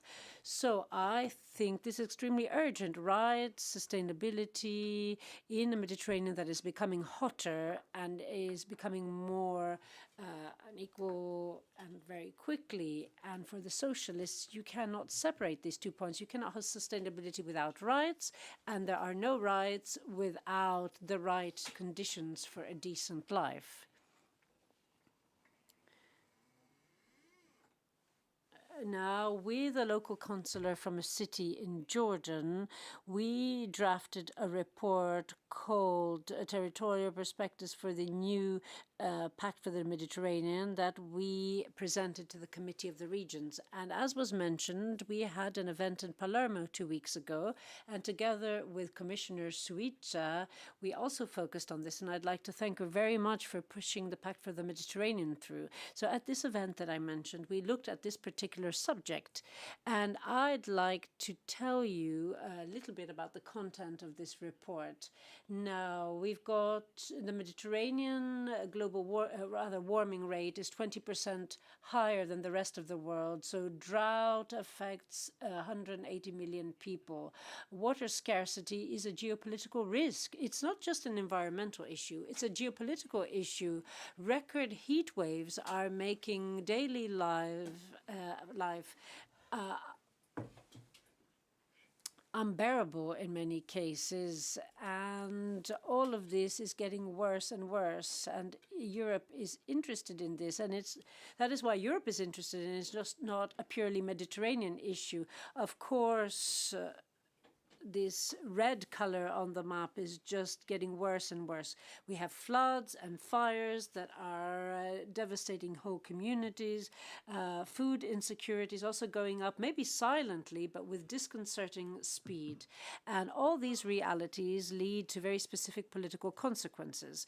They make people more vulnerable. They push them to move. Climate change is having an impact on migratory models. When a family loses its harvest because floods destroyed 40%, the right to leave is vital. When there is not enough water, when there are no jobs, then migration becomes a need, not a choice. So if we want to tackle migration in a sustainable and effective way, we have to look at the root causes, not by building walls, but building resistance and resilience. And what about sustainability?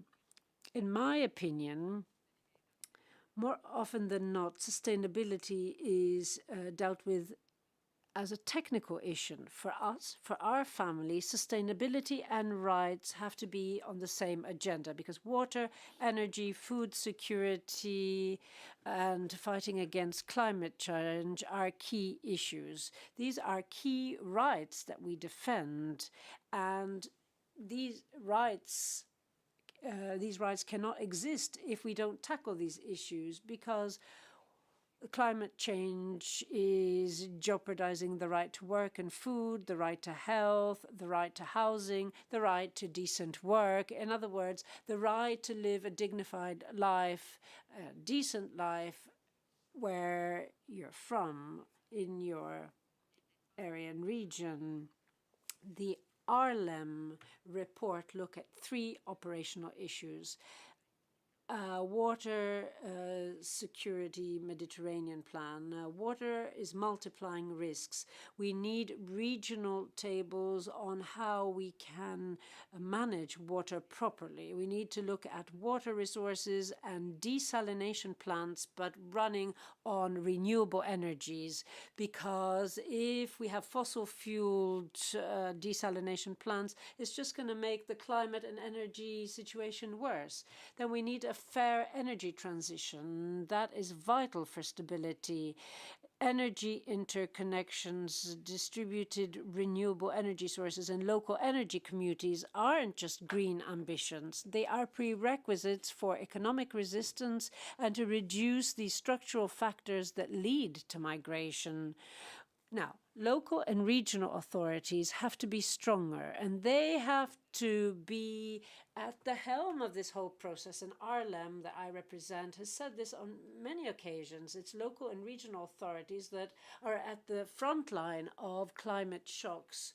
They're the ones who deal with inflows. They're the ones who have to deal with renewable energy.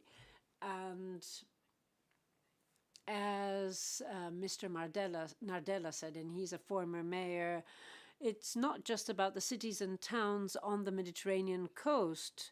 70% of the European population will live in cities, and that's where we face these biggest contradictions, but that's where we can find the best solutions as well.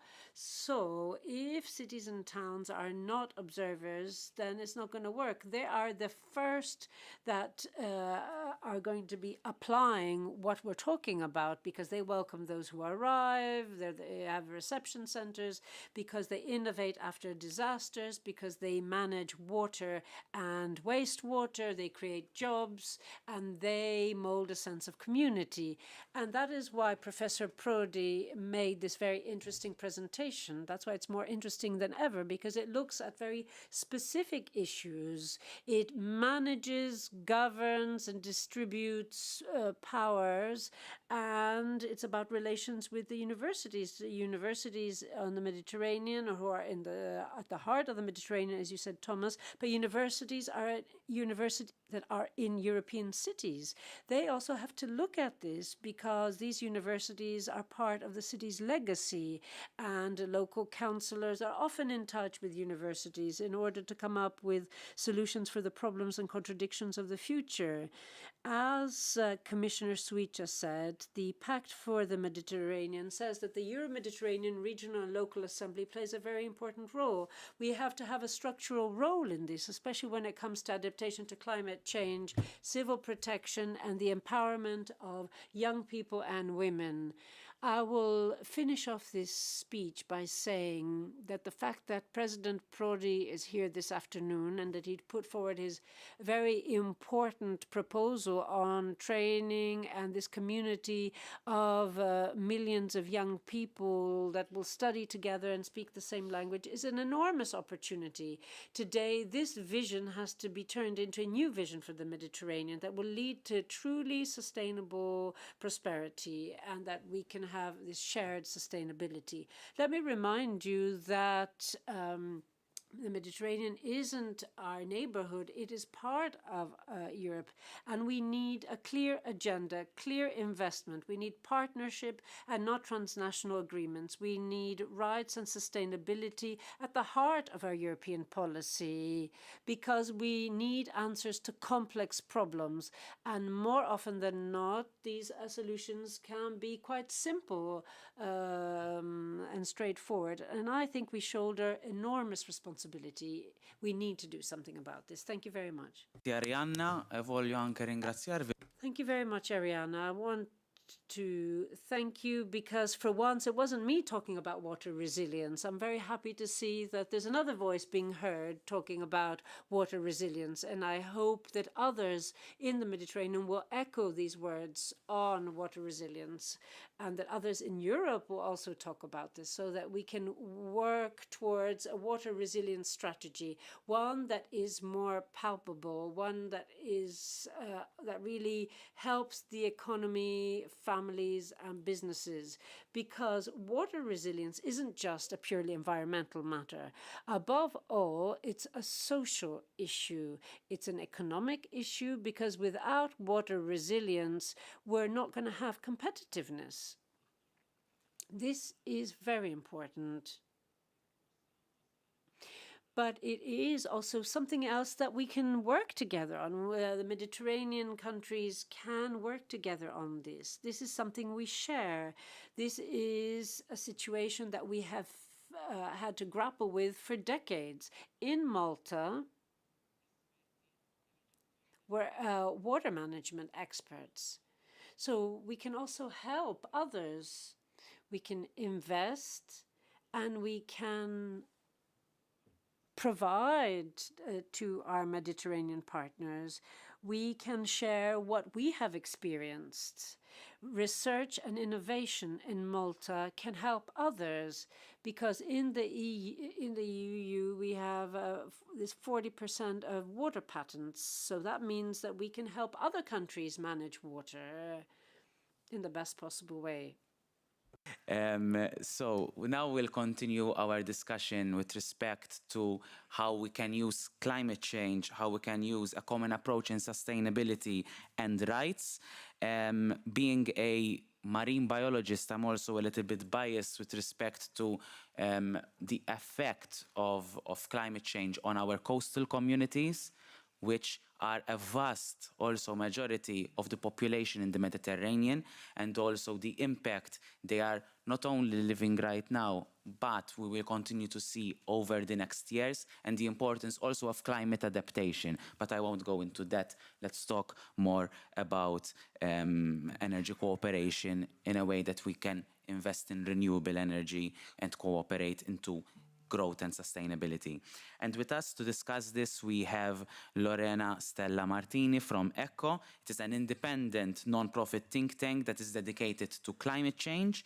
And in that perspective, I will definitely would like to listen from you about your latest study in collaboration with Euromed Rights on Mediterraneo 2030, which states, and I will quote, "Energy transition can become a key opportunity for sustainable development and deeper regional integration," highlighting that part, "responding to the interest of all partners involved, while also reaffirming and upholding human security and the rule of law as core principles across all policy areas." I'm very interested to listen from you. Thank you.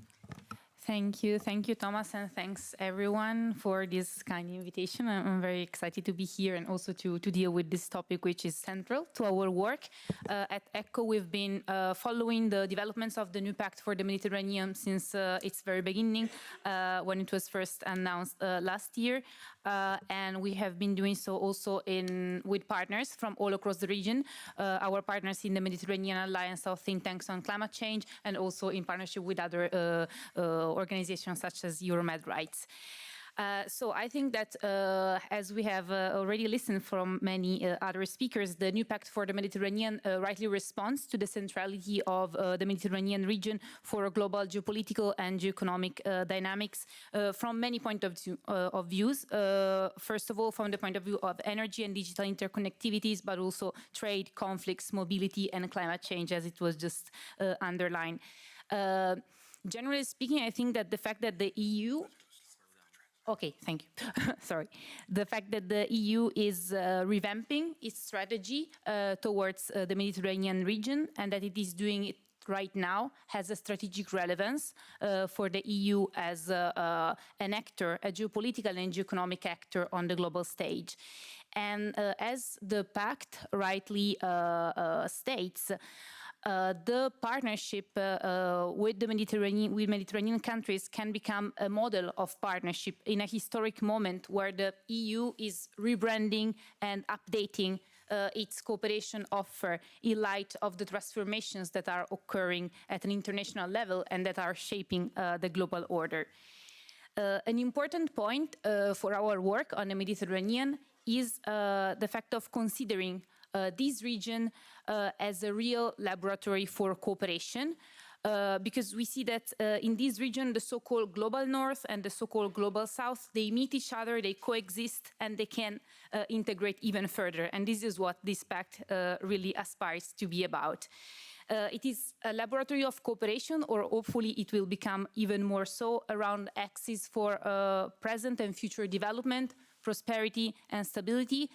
But we need to do so stemming from common challenges and opportunities that are shared by all countries in the region. And here I come to the very core of my intervention, which is climate and energy. So among the region-wide challenges that are shared by all countries in the region, we, of course, need to deal with the climate change. Already, it was said already that the region is a climate hotspot, and I think that many among us, both on the southern and on the northern shore of the Mediterranean, know very well the devastating impacts that climate change is having on our common basin. It is not just about the environment, though, but it is also about the multidimensional impacts that climate change has on livelihoods, on human security, on economy and growth. And it is about the fact that climate change is a threat multiplier and that it exacerbates pre-existing vulnerabilities that countries in the region are already suffering from. And this is, of course, even more important when we are talking about countries that have less means to invest in resilience. So this is why the climate dimension is key and is a core strategic area for the Pact, and it needs to be so. But of course, the Mediterranean is not just about challenges, it's also about opportunities. And among the opportunities that we see is also the one of turning the region into a hub for renewable energy and for clean tech manufacturing. And we can do so by drawing on the region's huge potential of renewable energy, which by far exceeds 3 terawatts. And the energy transition really represents an opportunity to reshape economic relations in the Mediterranean, going from an import-export partner, or else said from a more extractive model, to real partnerships that are centered around common interests, around new value chains with regional projections, and around patterns of healthy interdependencies that can really unlock growth and sustainable development for the whole region. So this is not just a technical thing about renewable energy. It is about fueling new patterns of development for the Mediterranean. It is about contributing to economic diversification. And this is especially important. I mean, it's important for everyone, of course, but it's key, especially for oil and gas producers in the region.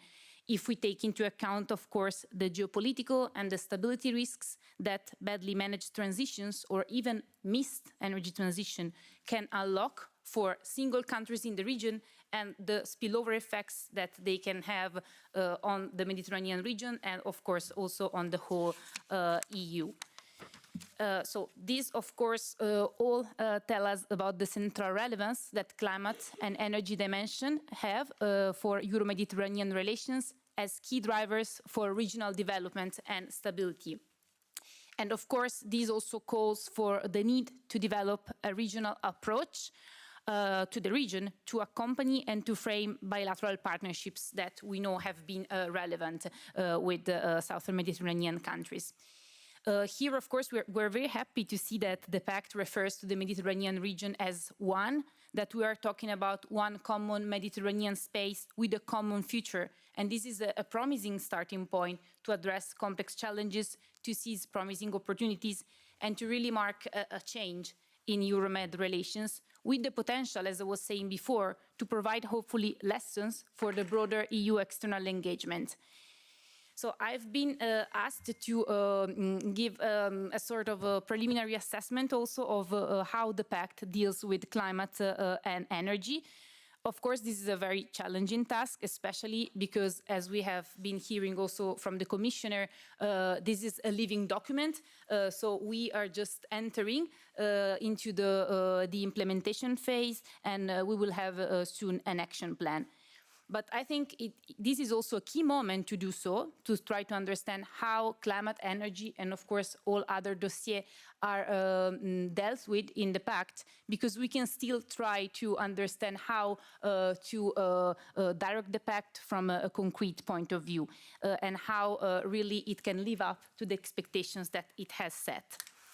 So starting from the core dimension of climate, we see that in the security pillar, the Pact does recognize the need to advance regional preparedness to environmental disaster, and to do so with a whole of government and whole of society approach.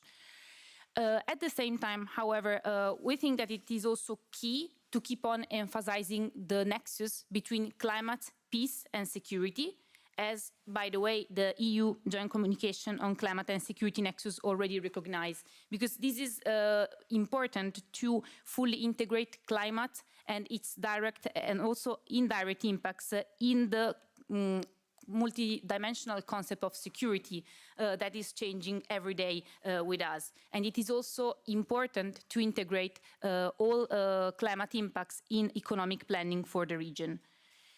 Going ahead, this requires giving more space to the dimension of adaptation, as you has also mentioned, and to development of climate resilient solution, including at the level of infrastructure and including in reconstruction efforts, because we will need to do so in the Middle East and in Gaza especially. And we need to incorporate all these dimensions in all the initiatives that aim at unlocking growth and promoting security in the region. And this is a key aspect, because without reinforcing these dimensions, the impacts of climate change risk deleting all other attempts to unlock prosperity. So we cannot do one without the other. Speaking of potential prosperity, of course, here comes the dimension of the energy transition, which is central in the pillar of the economic integration of the Pact. So we see that the transition from a fossil-based energy mix towards renewable integration emerges as a core driver of regional integration and as a core driver of shared prosperity, but also as a foundational element of this envisioned common Mediterranean space. And of course, this is a very positive step.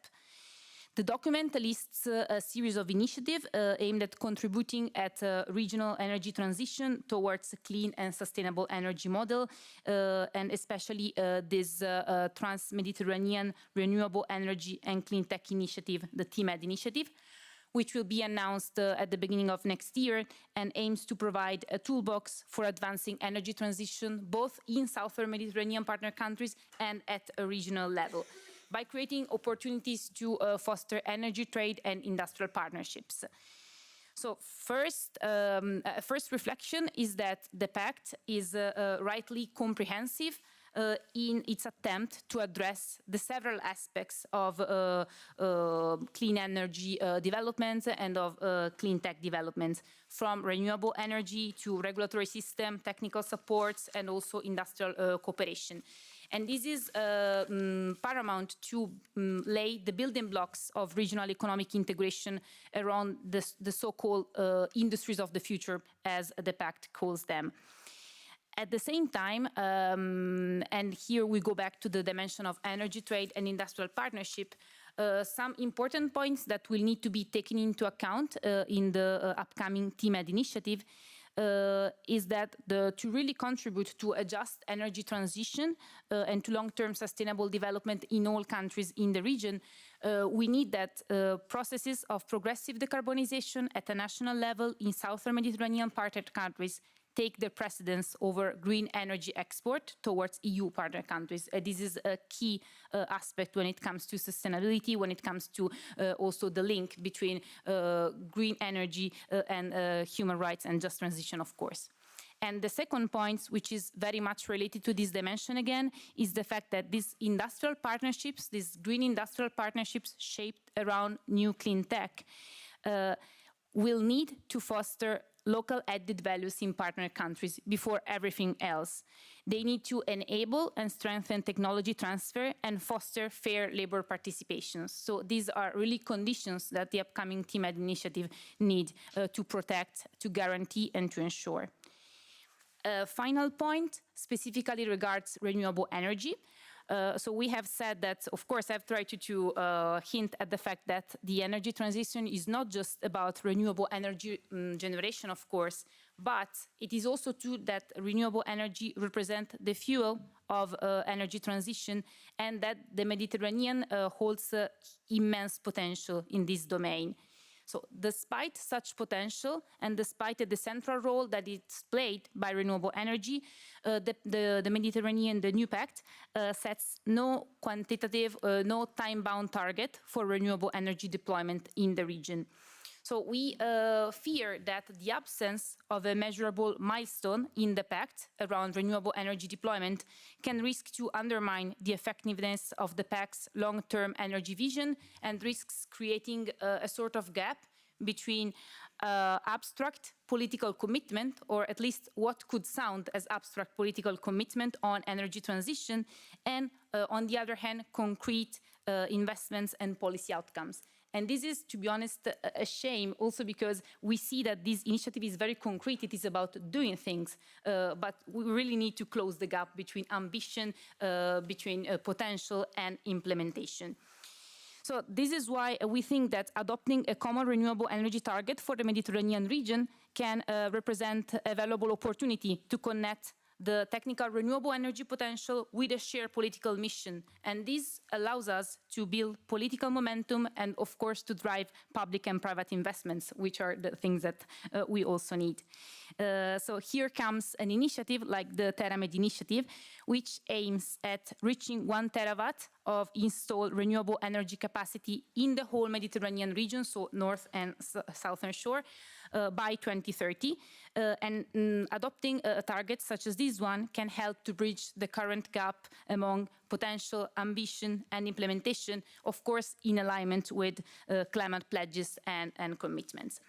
And a final point on the role that the EU should adopt in bridging this gap and more broadly on taking forward the energy transition in the Mediterranean, which also draws on a recent publication that we published on our website on how to go forward with the energy transition in the Med and how to really finance it, how to understand how to practically proceed. The European Union, given its renewed focus towards the region, which we have been talking about today, its historical responsibility also, its interests, its policy influence, but also its financial means, will need to play an important coordination role. It will need to take an important seat in driving forward the energy transition in the region. And you need to do so by making sure that partner countries are on board and that their priorities and needs are accounted for in the spirit of co-ownership, co-creation, and joint responsibility that the Pact fosters. Of course, this is a very challenging task. This is without any doubt, but it is necessary to pave the way towards reaping all the benefits of the transition from all the points of view and for everyone involved. And this is how we really build a just transition that leaves no one behind in the region.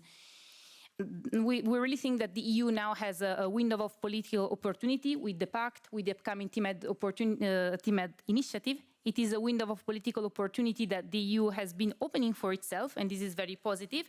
But we need to use it to build a coherent framework for cooperation around the energy transition in the Mediterranean. Thank you.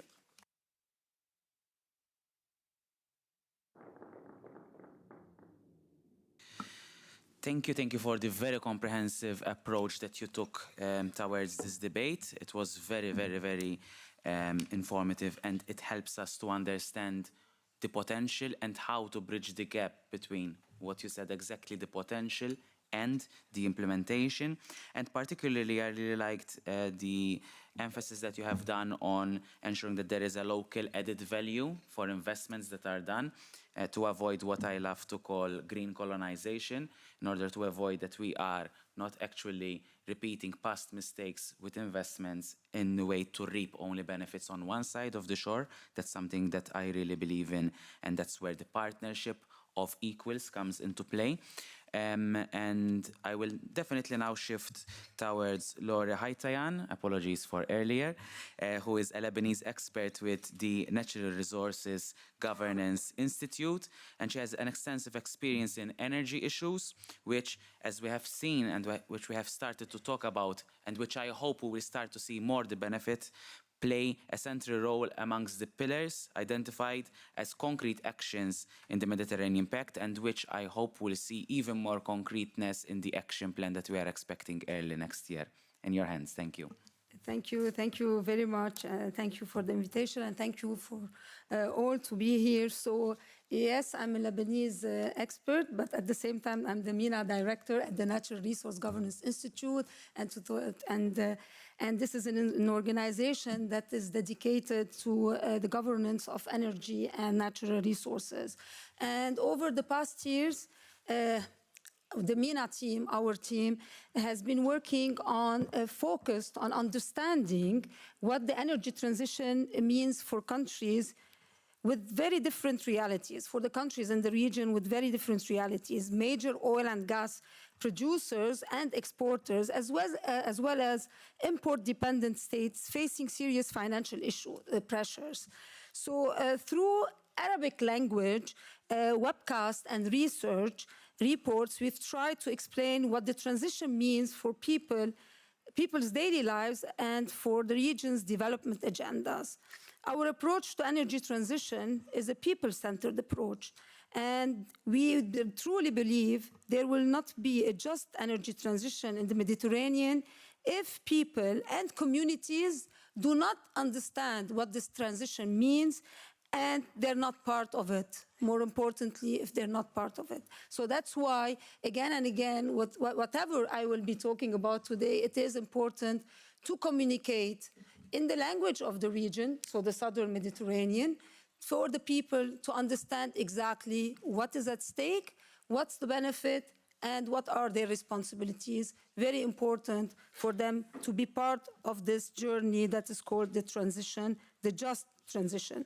So today, in these couple of minutes that I have, I would like to reflect on the ideas presented in the Pact for the Mediterranean, and especially the Trans-Mediterranean Renewable Energy and Clean Technology Initiative that is called now MED. I think MED will be with us for I don't know how many years talking about it, and I hope that it will be an opportunity and not a missed opportunity like other issues and initiatives.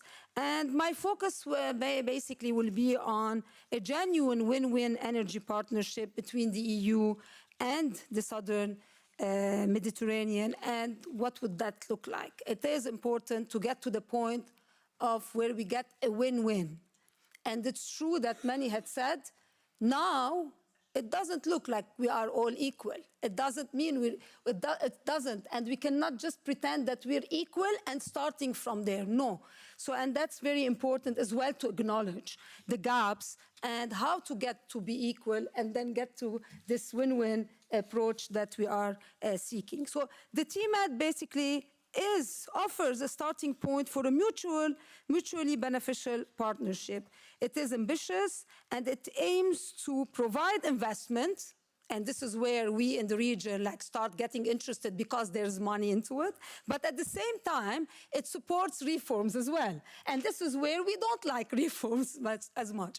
But that's the beauty of the TMED, that it says that there is going to be an investment platform, but at the same time linked to reforms. And that's the beauty of it, at least from our side, that will push our governments to really look into reforms, but reforms that make sense to the people of the region and not to the European standard or to the European agenda, whatever that agenda is. So that's very important. At the same time, the TMED focuses on trade, industrial cooperation, and skills development. And this is something that we would want really to emphasize on it, because with that, what that trade means, with what this industrial collaboration means, developing skills, these are the things that will bring us to be equal partners and then really produce something together and collaborate together in a win-win approach. So that kind of,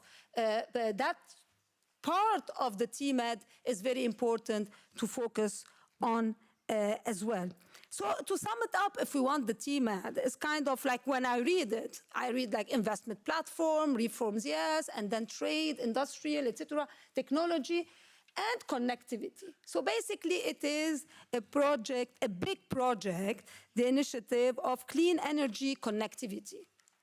And that's a good thing, not a bad thing, because when we go to the third pillar of the Pact for the Mediterranean, it's yes, we like you, but stay in your countries, and then we stay in our countries and we'll be happy. But at the same time, we talk about connectivity. So connecting people and projects, and not only taking what comes from the south as resources to send them to the north and say this is the win-win approach. So to make sure that we don't end, as Thomas has said, in a way where it is a one-sided green extraction model, and when we wanted to go beyond that, and there is a way to go beyond that. And definitely, what people want to see in the southern part of the region are real and visible benefits. Not only on paper, not talking about in conferences. They want to see the benefit in their communities, in their countries, and that's not an easy task. So as I said, the TMED focuses on local value creation, skills development, inclusive and blended financing, and interconnection. It can become a model of fair energy cooperation. And for this to work, transparency, accountability, and participation are essential. We shouldn't forget about that. Sometimes we say that let's only focus on trade, let's only focus on government to government, let's do business, and let's forget about the basics, which are about transparency, accountability, and participation for people to be able to feel the ownership of these projects and not only think that it is only benefiting one side and not, even in their countries. It's not only benefiting the north against the south, but even in countries when you see that a small elite is benefiting from these projects and the people are just left behind. So a win-win partnership is necessary because a balanced cooperation is strategic for both regions. The EU needs clean, reliable energy to meet its climate commitments, reduce geopolitical risks, and become competitive again. Yes, legitimate. At the same time, the Southern Mediterranean needs investment, technology, industrial development to address socio-economic challenges. Again, not equal demands and not equal needs, and that requires to pay attention to these different needs. So then expectations are very important. You cannot tell people in the South that through these energy projects, you'll have a great life. Maybe that works on the northern side. On the southern side, the needs are so huge that you cannot put everything in the basket of transition, and the transition is going to make your life a rosy life. So the complementarities are clear. So the South has renewable resources, and Europe has capital and advanced technologies, and regulatory discipline that we need as well to take advantage of from the South. But past partnerships have often been built on extractivist models where resources left the region and very little was built locally. If this approach is repeated again in the green transition, we will lose a historic opportunity, and we will meet again after 30 years and in a region that is witnessing more wars and more economic miseries, and no one wants that, and no one can afford to deal with the region as messy as today or messier if we miss the opportunities. So that's one thing.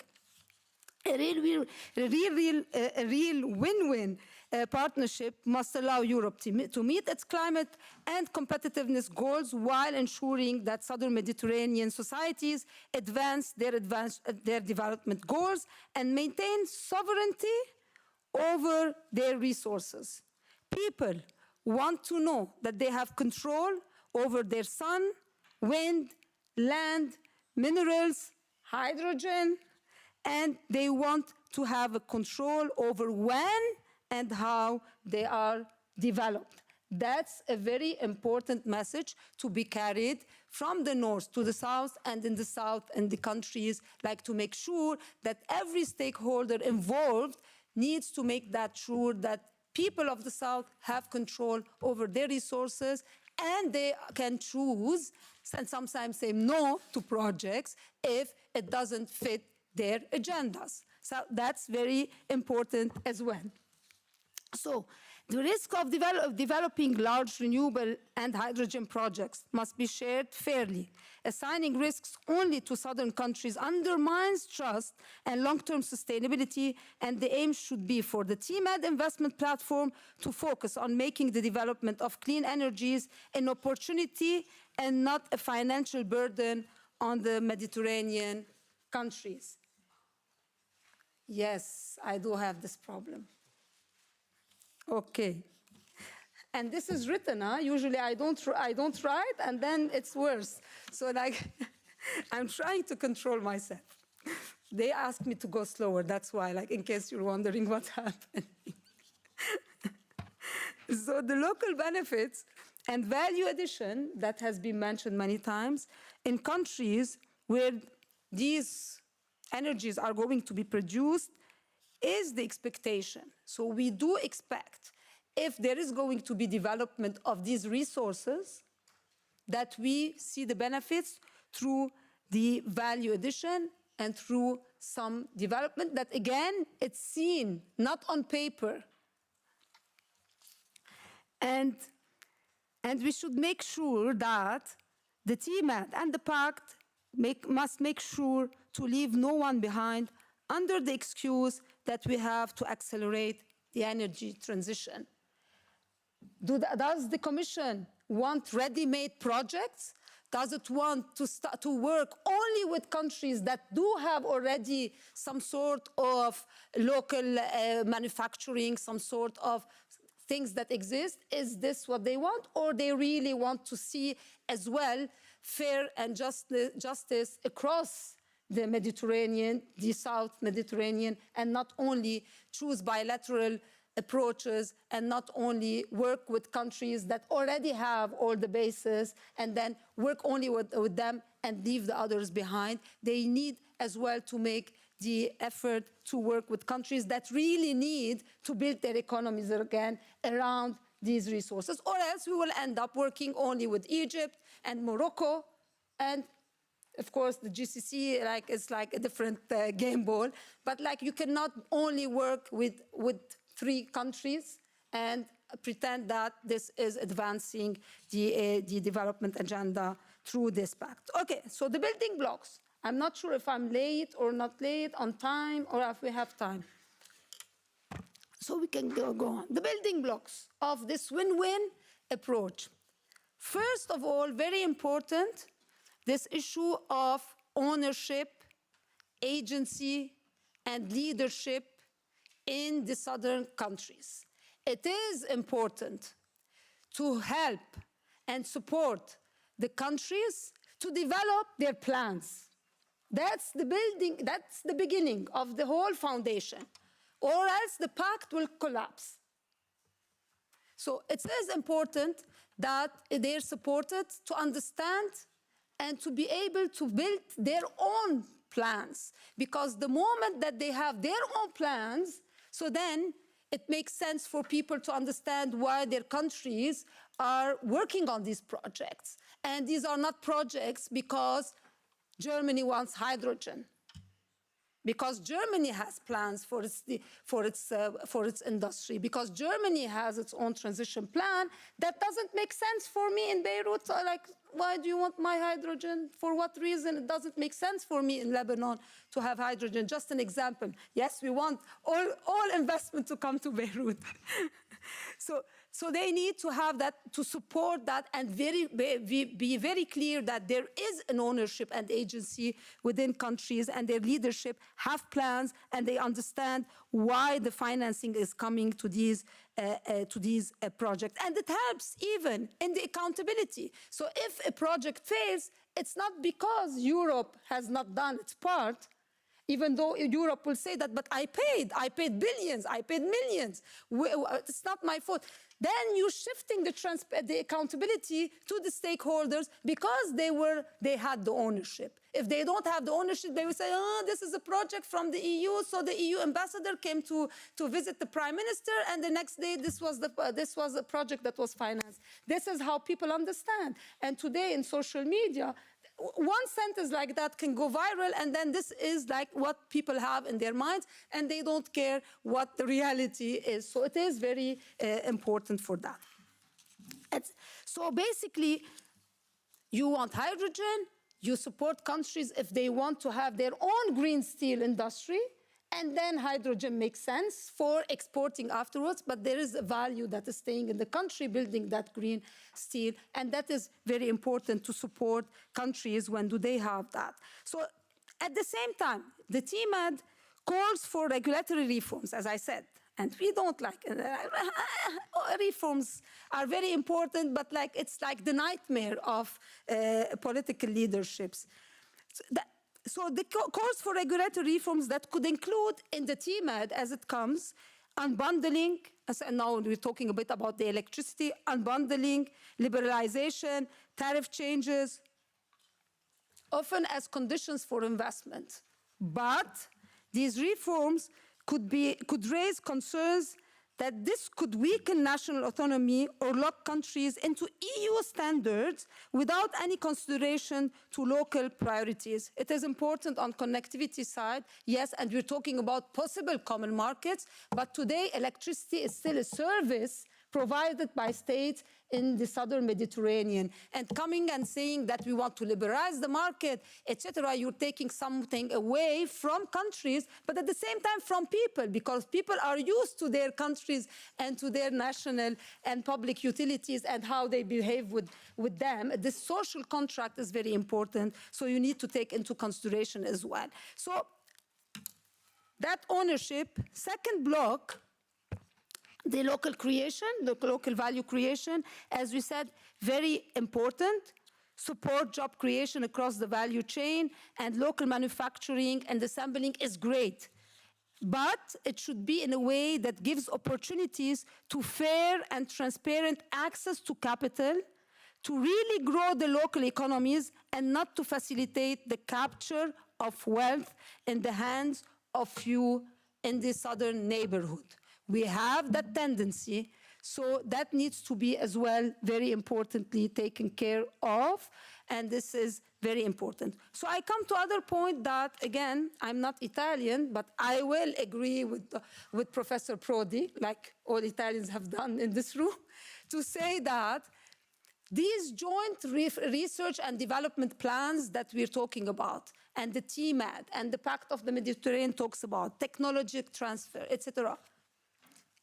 Excellent, very important, but when you have these, when you're putting these development or research centers, why should they be in the northern part of the Mediterranean? Why these centers cannot be in the southern neighborhood? And then this is where they will be research, common research that happens in our region. And then it's not about technological transfer anymore. It's like to create these technologies and innovate and work. Why it is okay to put them in the GCC, but not okay to put them in the southern neighborhood closer to you?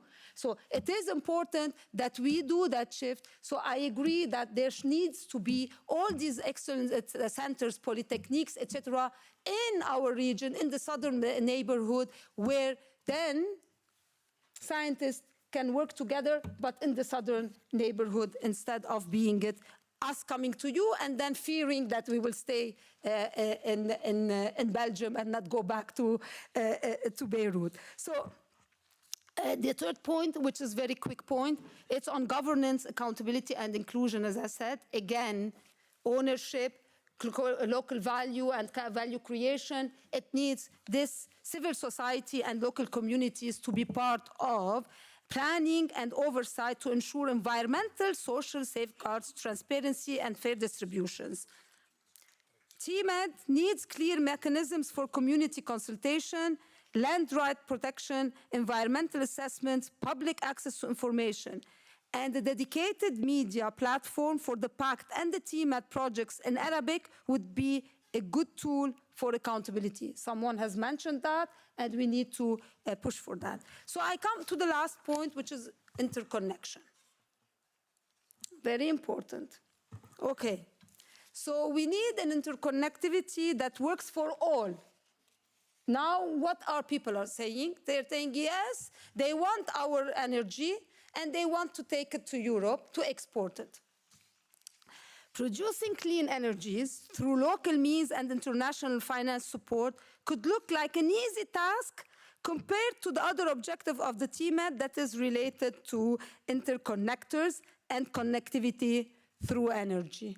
So that's not an easy that's not an easy task. To connect grids from Oman to Morocco through interconnectors that exist but disconnected is one major project that could really help both regions to integrate. So the aim is integration of the markets, yes, but that's a huge, huge, huge political work, more than just like investing in grids, and we think that it happens. So that political clout is needed from the European community and the European Union to make it happen. But that is a tedious project that goes beyond the concept that the interconnectors should be bidirectional, because now we're saying that it's not only we send electricity to you, but we have to get something as well, not only designed to export to Europe. Those, I'm finishing, those in charge need to pay great attention to domestic complexities in state-society dynamics without losing sight of investing in domestic grids and the need to reduce energy poverty. That's very important. This should be core objective of the TMED, not a secondary benefit.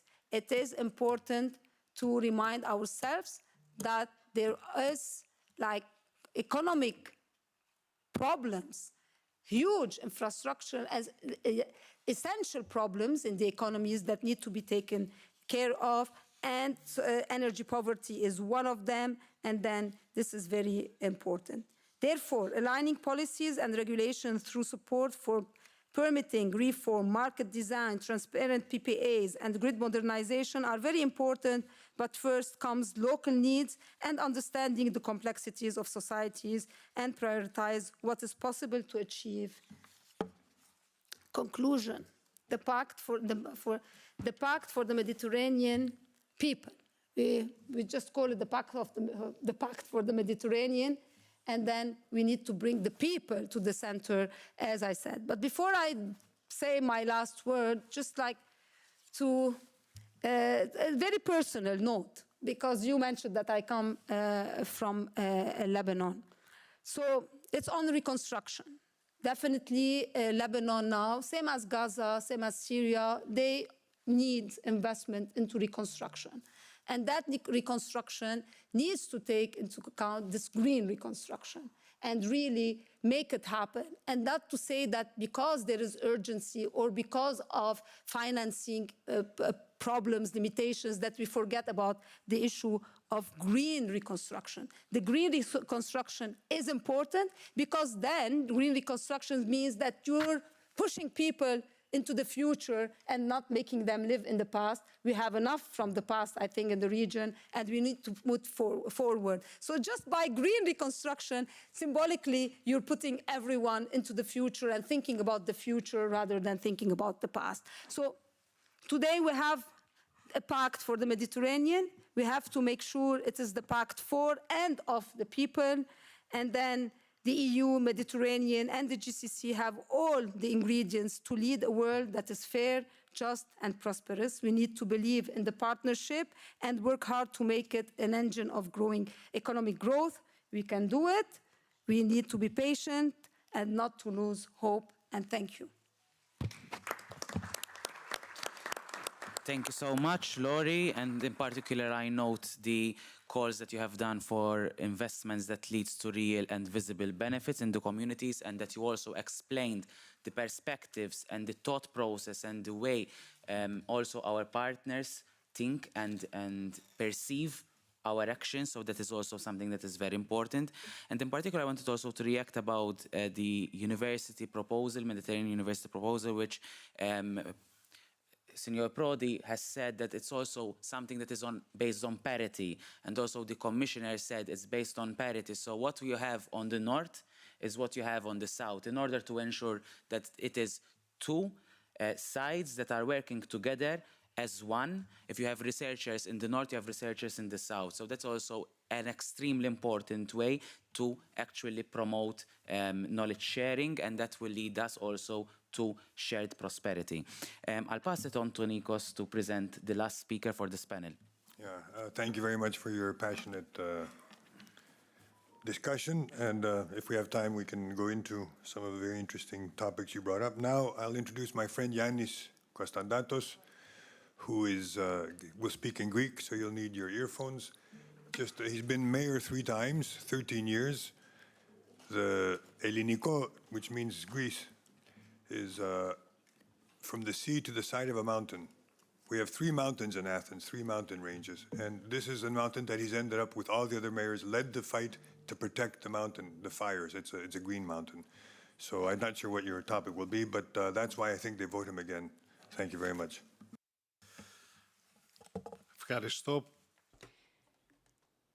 Thank you very much, Nikos, for the invitation. It is a privilege and an honor to be with you this afternoon. This is an excellent event. Nikos, thank you from the bottom of my heart. I'd like to speak Greek.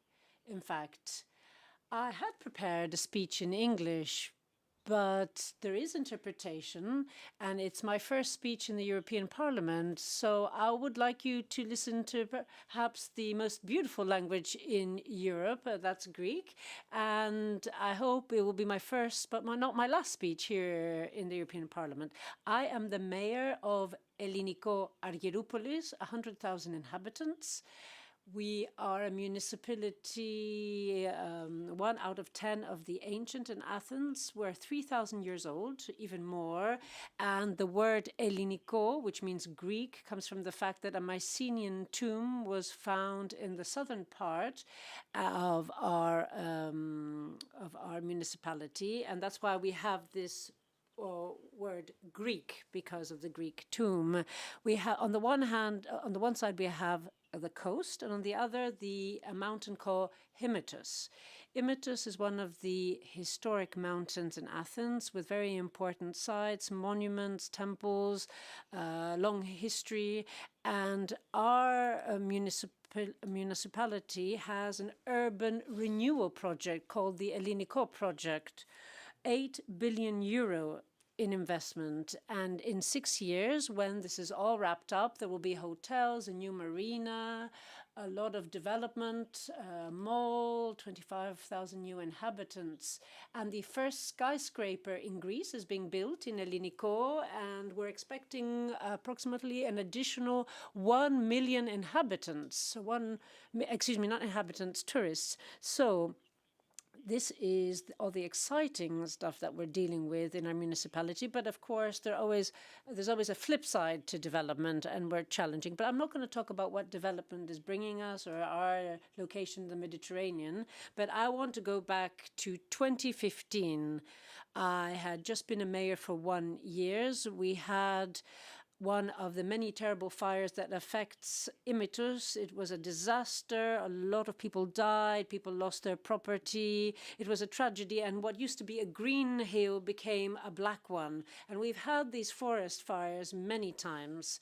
And unfortunately, they have left a lot of dead people in their wake. A lot of firefighters have lost their lives. Now, listen to what I have to say. Now, we just sat and watched this disaster unfold. We couldn't do anything. We weren't organized. We didn't have the knowledge. We didn't know how to grapple with the effects of climate change, because we are a Mediterranean municipality really feeling the impact of climate change.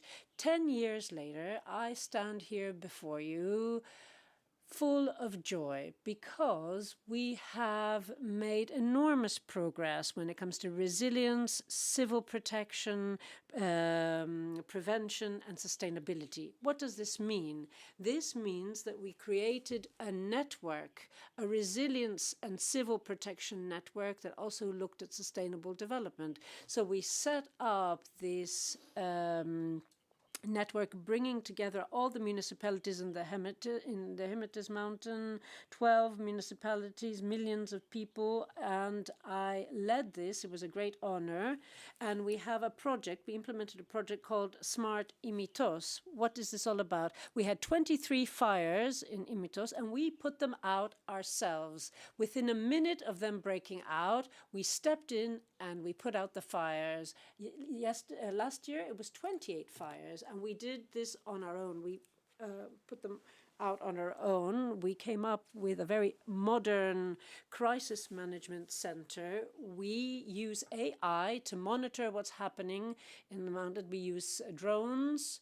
We use 1,500 equipped volunteer firefighters, and it is civilians who are responsible for this, but they were trained, organized, equipped appropriately with the right firefighting trucks, firefighting equipment, protective equipment, and they're out there in the mountain 24 hours a day, keeping an eye on the situation. I think that we've got to harness AI, and it is unique. I don't know of any other local authority that has best practice, and if there is a best practice out there, I want to know about it. So this is unique in Europe, and as a result, these 12 municipalities turned into 150 because we created a Greek network of resilient cities. And you know that Greece has a lot of islands, and sometimes these individual islands are a municipality in themselves. And of course, these islands and cities want to embrace this good practice that focuses on sustainability and resilience. So we're talking about sustainability. We're talking about climate change, and we heard all about this because there were some excellent speakers before, but we've got to understand that you need to have a practical policy. And if you have a practical resilience policy, it includes all of this. There is a demographic problem in Greece. It is linked to sustainability and it is linked to resilience, because just a few days ago, we were in a small island in Aistrati. You probably don't know Ireland. It's not Mykonos, it's not Paros, it's not Rhodes. So you're probably not aware of this island, but we do have these small islands in the Mediterranean. 150 inhabitants over the age of 60. And the only young people are those in the army who are stationed there. And we presented our sustainability and resilience plan to them. And we were surprised to see that in the northwestern Aegean, the island isn't protected against a possible tsunami. We couldn't believe it. We were shocked that it is not protected if there is a flood. And there have already been floods in the past. Same applies to earthquakes. And even worse, again, they are unprotected against fires. So the Mediterranean isn't just about Athens and Barcelona and the big cities. Isn't the Mediterranean about Aistratis, this small kind of island that isn't protected by anyone? We're not protecting it, and if we're not protecting it, no one is. So if your answer is that the Mediterranean is about big cities, then I think there's no point in continuing this discussion. But if we want to say that the Mediterranean is very much about all those who live in the Mediterranean, and I have a list of those who are the most vulnerable, at least in Greece. And I think that what you've organized this afternoon is extremely interesting. It means something for us, and we're here to raise the alarm, but we're also here to be creative and to contribute what we can to this fight. It's also important to say that climate change is something that we're feeling, that we've felt the impact of, and it has brought about enormous change to our daily lives. 50% of the Greek population lives in big cities, and over the next 20 years, the figure is forecast to go up to 70%.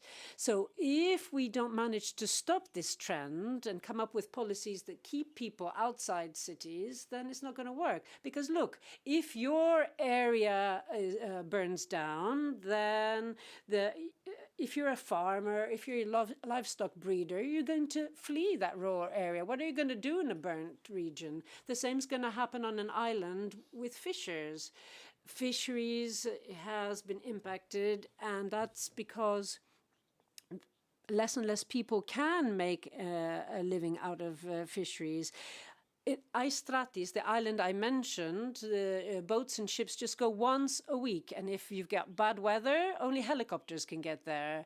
So we have this Greek network of resilient cities, and we're trying to implement policies and resilience plans. And we've got sustainability statistics, energy data that feed into that. We look at the wind. We looked at how we can generate energy ourselves. And thanks to this, we've made enormous steps forward. We've got two excellent MEPs here, Mr. Magnatis. Last week, he invited us and got us in touch with the EU world and opened the door to how things work within the EU. And then we've got Nikos Papandreou. He has also put questions. Now, what I don't know, and I can't really say, is how this Greek network can actually be extended to other countries, to include Italian cities, Egyptian cities, and so on. I think that this is something that the European Commission and the European Parliament should look into. We're here. We've got the know-how. We've proved that we know what we want. We've proved that we know how all of this can be put in practice. The Smart Imitos plan has been implemented. I had a video that I wanted to show you. The video is going to show you the center we have, the Crisis Management Center, connected to Imitos. And I can actually even show this to you on my mobile phone. And so our volunteers are there checking what's happening. So if there's a fire, if there's a flood, if there is snow and ice, then we can step in because we get real-time information. So how can we apply this to Malta? How can we apply this to Barcelona? If Barcelona doesn't do this already, they might already have a similar plan. But how can we also look, how can we do this in other places that aren't doing it? Now, Nikos, it's important to also look at how you can connect all of us. How can our mayor friends in Morocco, Tunisia, and other countries in Spain and other European countries get in touch with us? How can we exchange best practices? Because I see that there are devastating forest fires in Portugal and France. I see the same unfolding in Spain, and I think that this is telling. We tried to do this on our own. Can't we Mediterraneans get together and do the same? I think we can. We're here, and this is going to be my final point. I'd like to thank Nikos Papandreou. I'd like to thank him for his invitation, and I'd like to thank Mr. Magnatis because he helped us immensely last week. And if you think that we can draw conclusions that we can put into practice and not just talk about this, then we have 150 municipalities in Greece organized in this network, and we're very happy to try and share this. It was also a great honor for me to listen to Romano Prodi. I can assure you, a young politician doesn't get these opportunities very often. So I really appreciated his wisdom earlier. Thank you very much. Yannis Konstantatos, thank you very much. I think your idea is also very practical. I've always thought that the mayors should get together with European help and have a similar technology. I would call a pan-European climate resilience policy. So if you're using drones and Spain isn't, and if we need to combine our knowledge, best practices for all of the Mediterranean more and more. And the other very important thing is, some people say, how did you become a politician? There's two ways. Well, one is you're born into it, give my example, but that doesn't happen for everybody. But the other way is to do things. Not just to say things, to do things. And if you can engage the local people, you automatically become a mayor, in my opinion, if you engage. So what Yannis did engages, and we'll keep him there as long as he's doing these activities. So for me, that idea of civil activity at the low level is very important in the Mediterranean, and it's where we can really be depoliticized. We can talk with the mayor of Tunis and the mayor of Elinikon without bringing up Gaza and Palestine. I only say that because that'll take us off the route. But when we have very concrete proposals, we can solve many problems. Anyway, I don't want to go. We're closing the session. I'd like to, but we're going to have a final word from Yannis Magnatis, who's the vice president of our group. I'd like them to come up and thank everybody, and especially the team who put this all together. So Yannis, a few words, and then we all, also, the MEPs are invited to a dinner at 7, plus all the guests if you haven't gotten the message.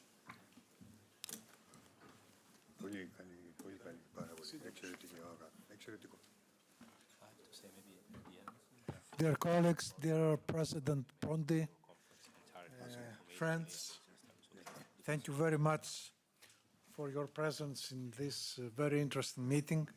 I want to thank, first of all, my good colleague Nikos and the S&D Group for this very interesting and important event. Mediterranean is our neighborhood.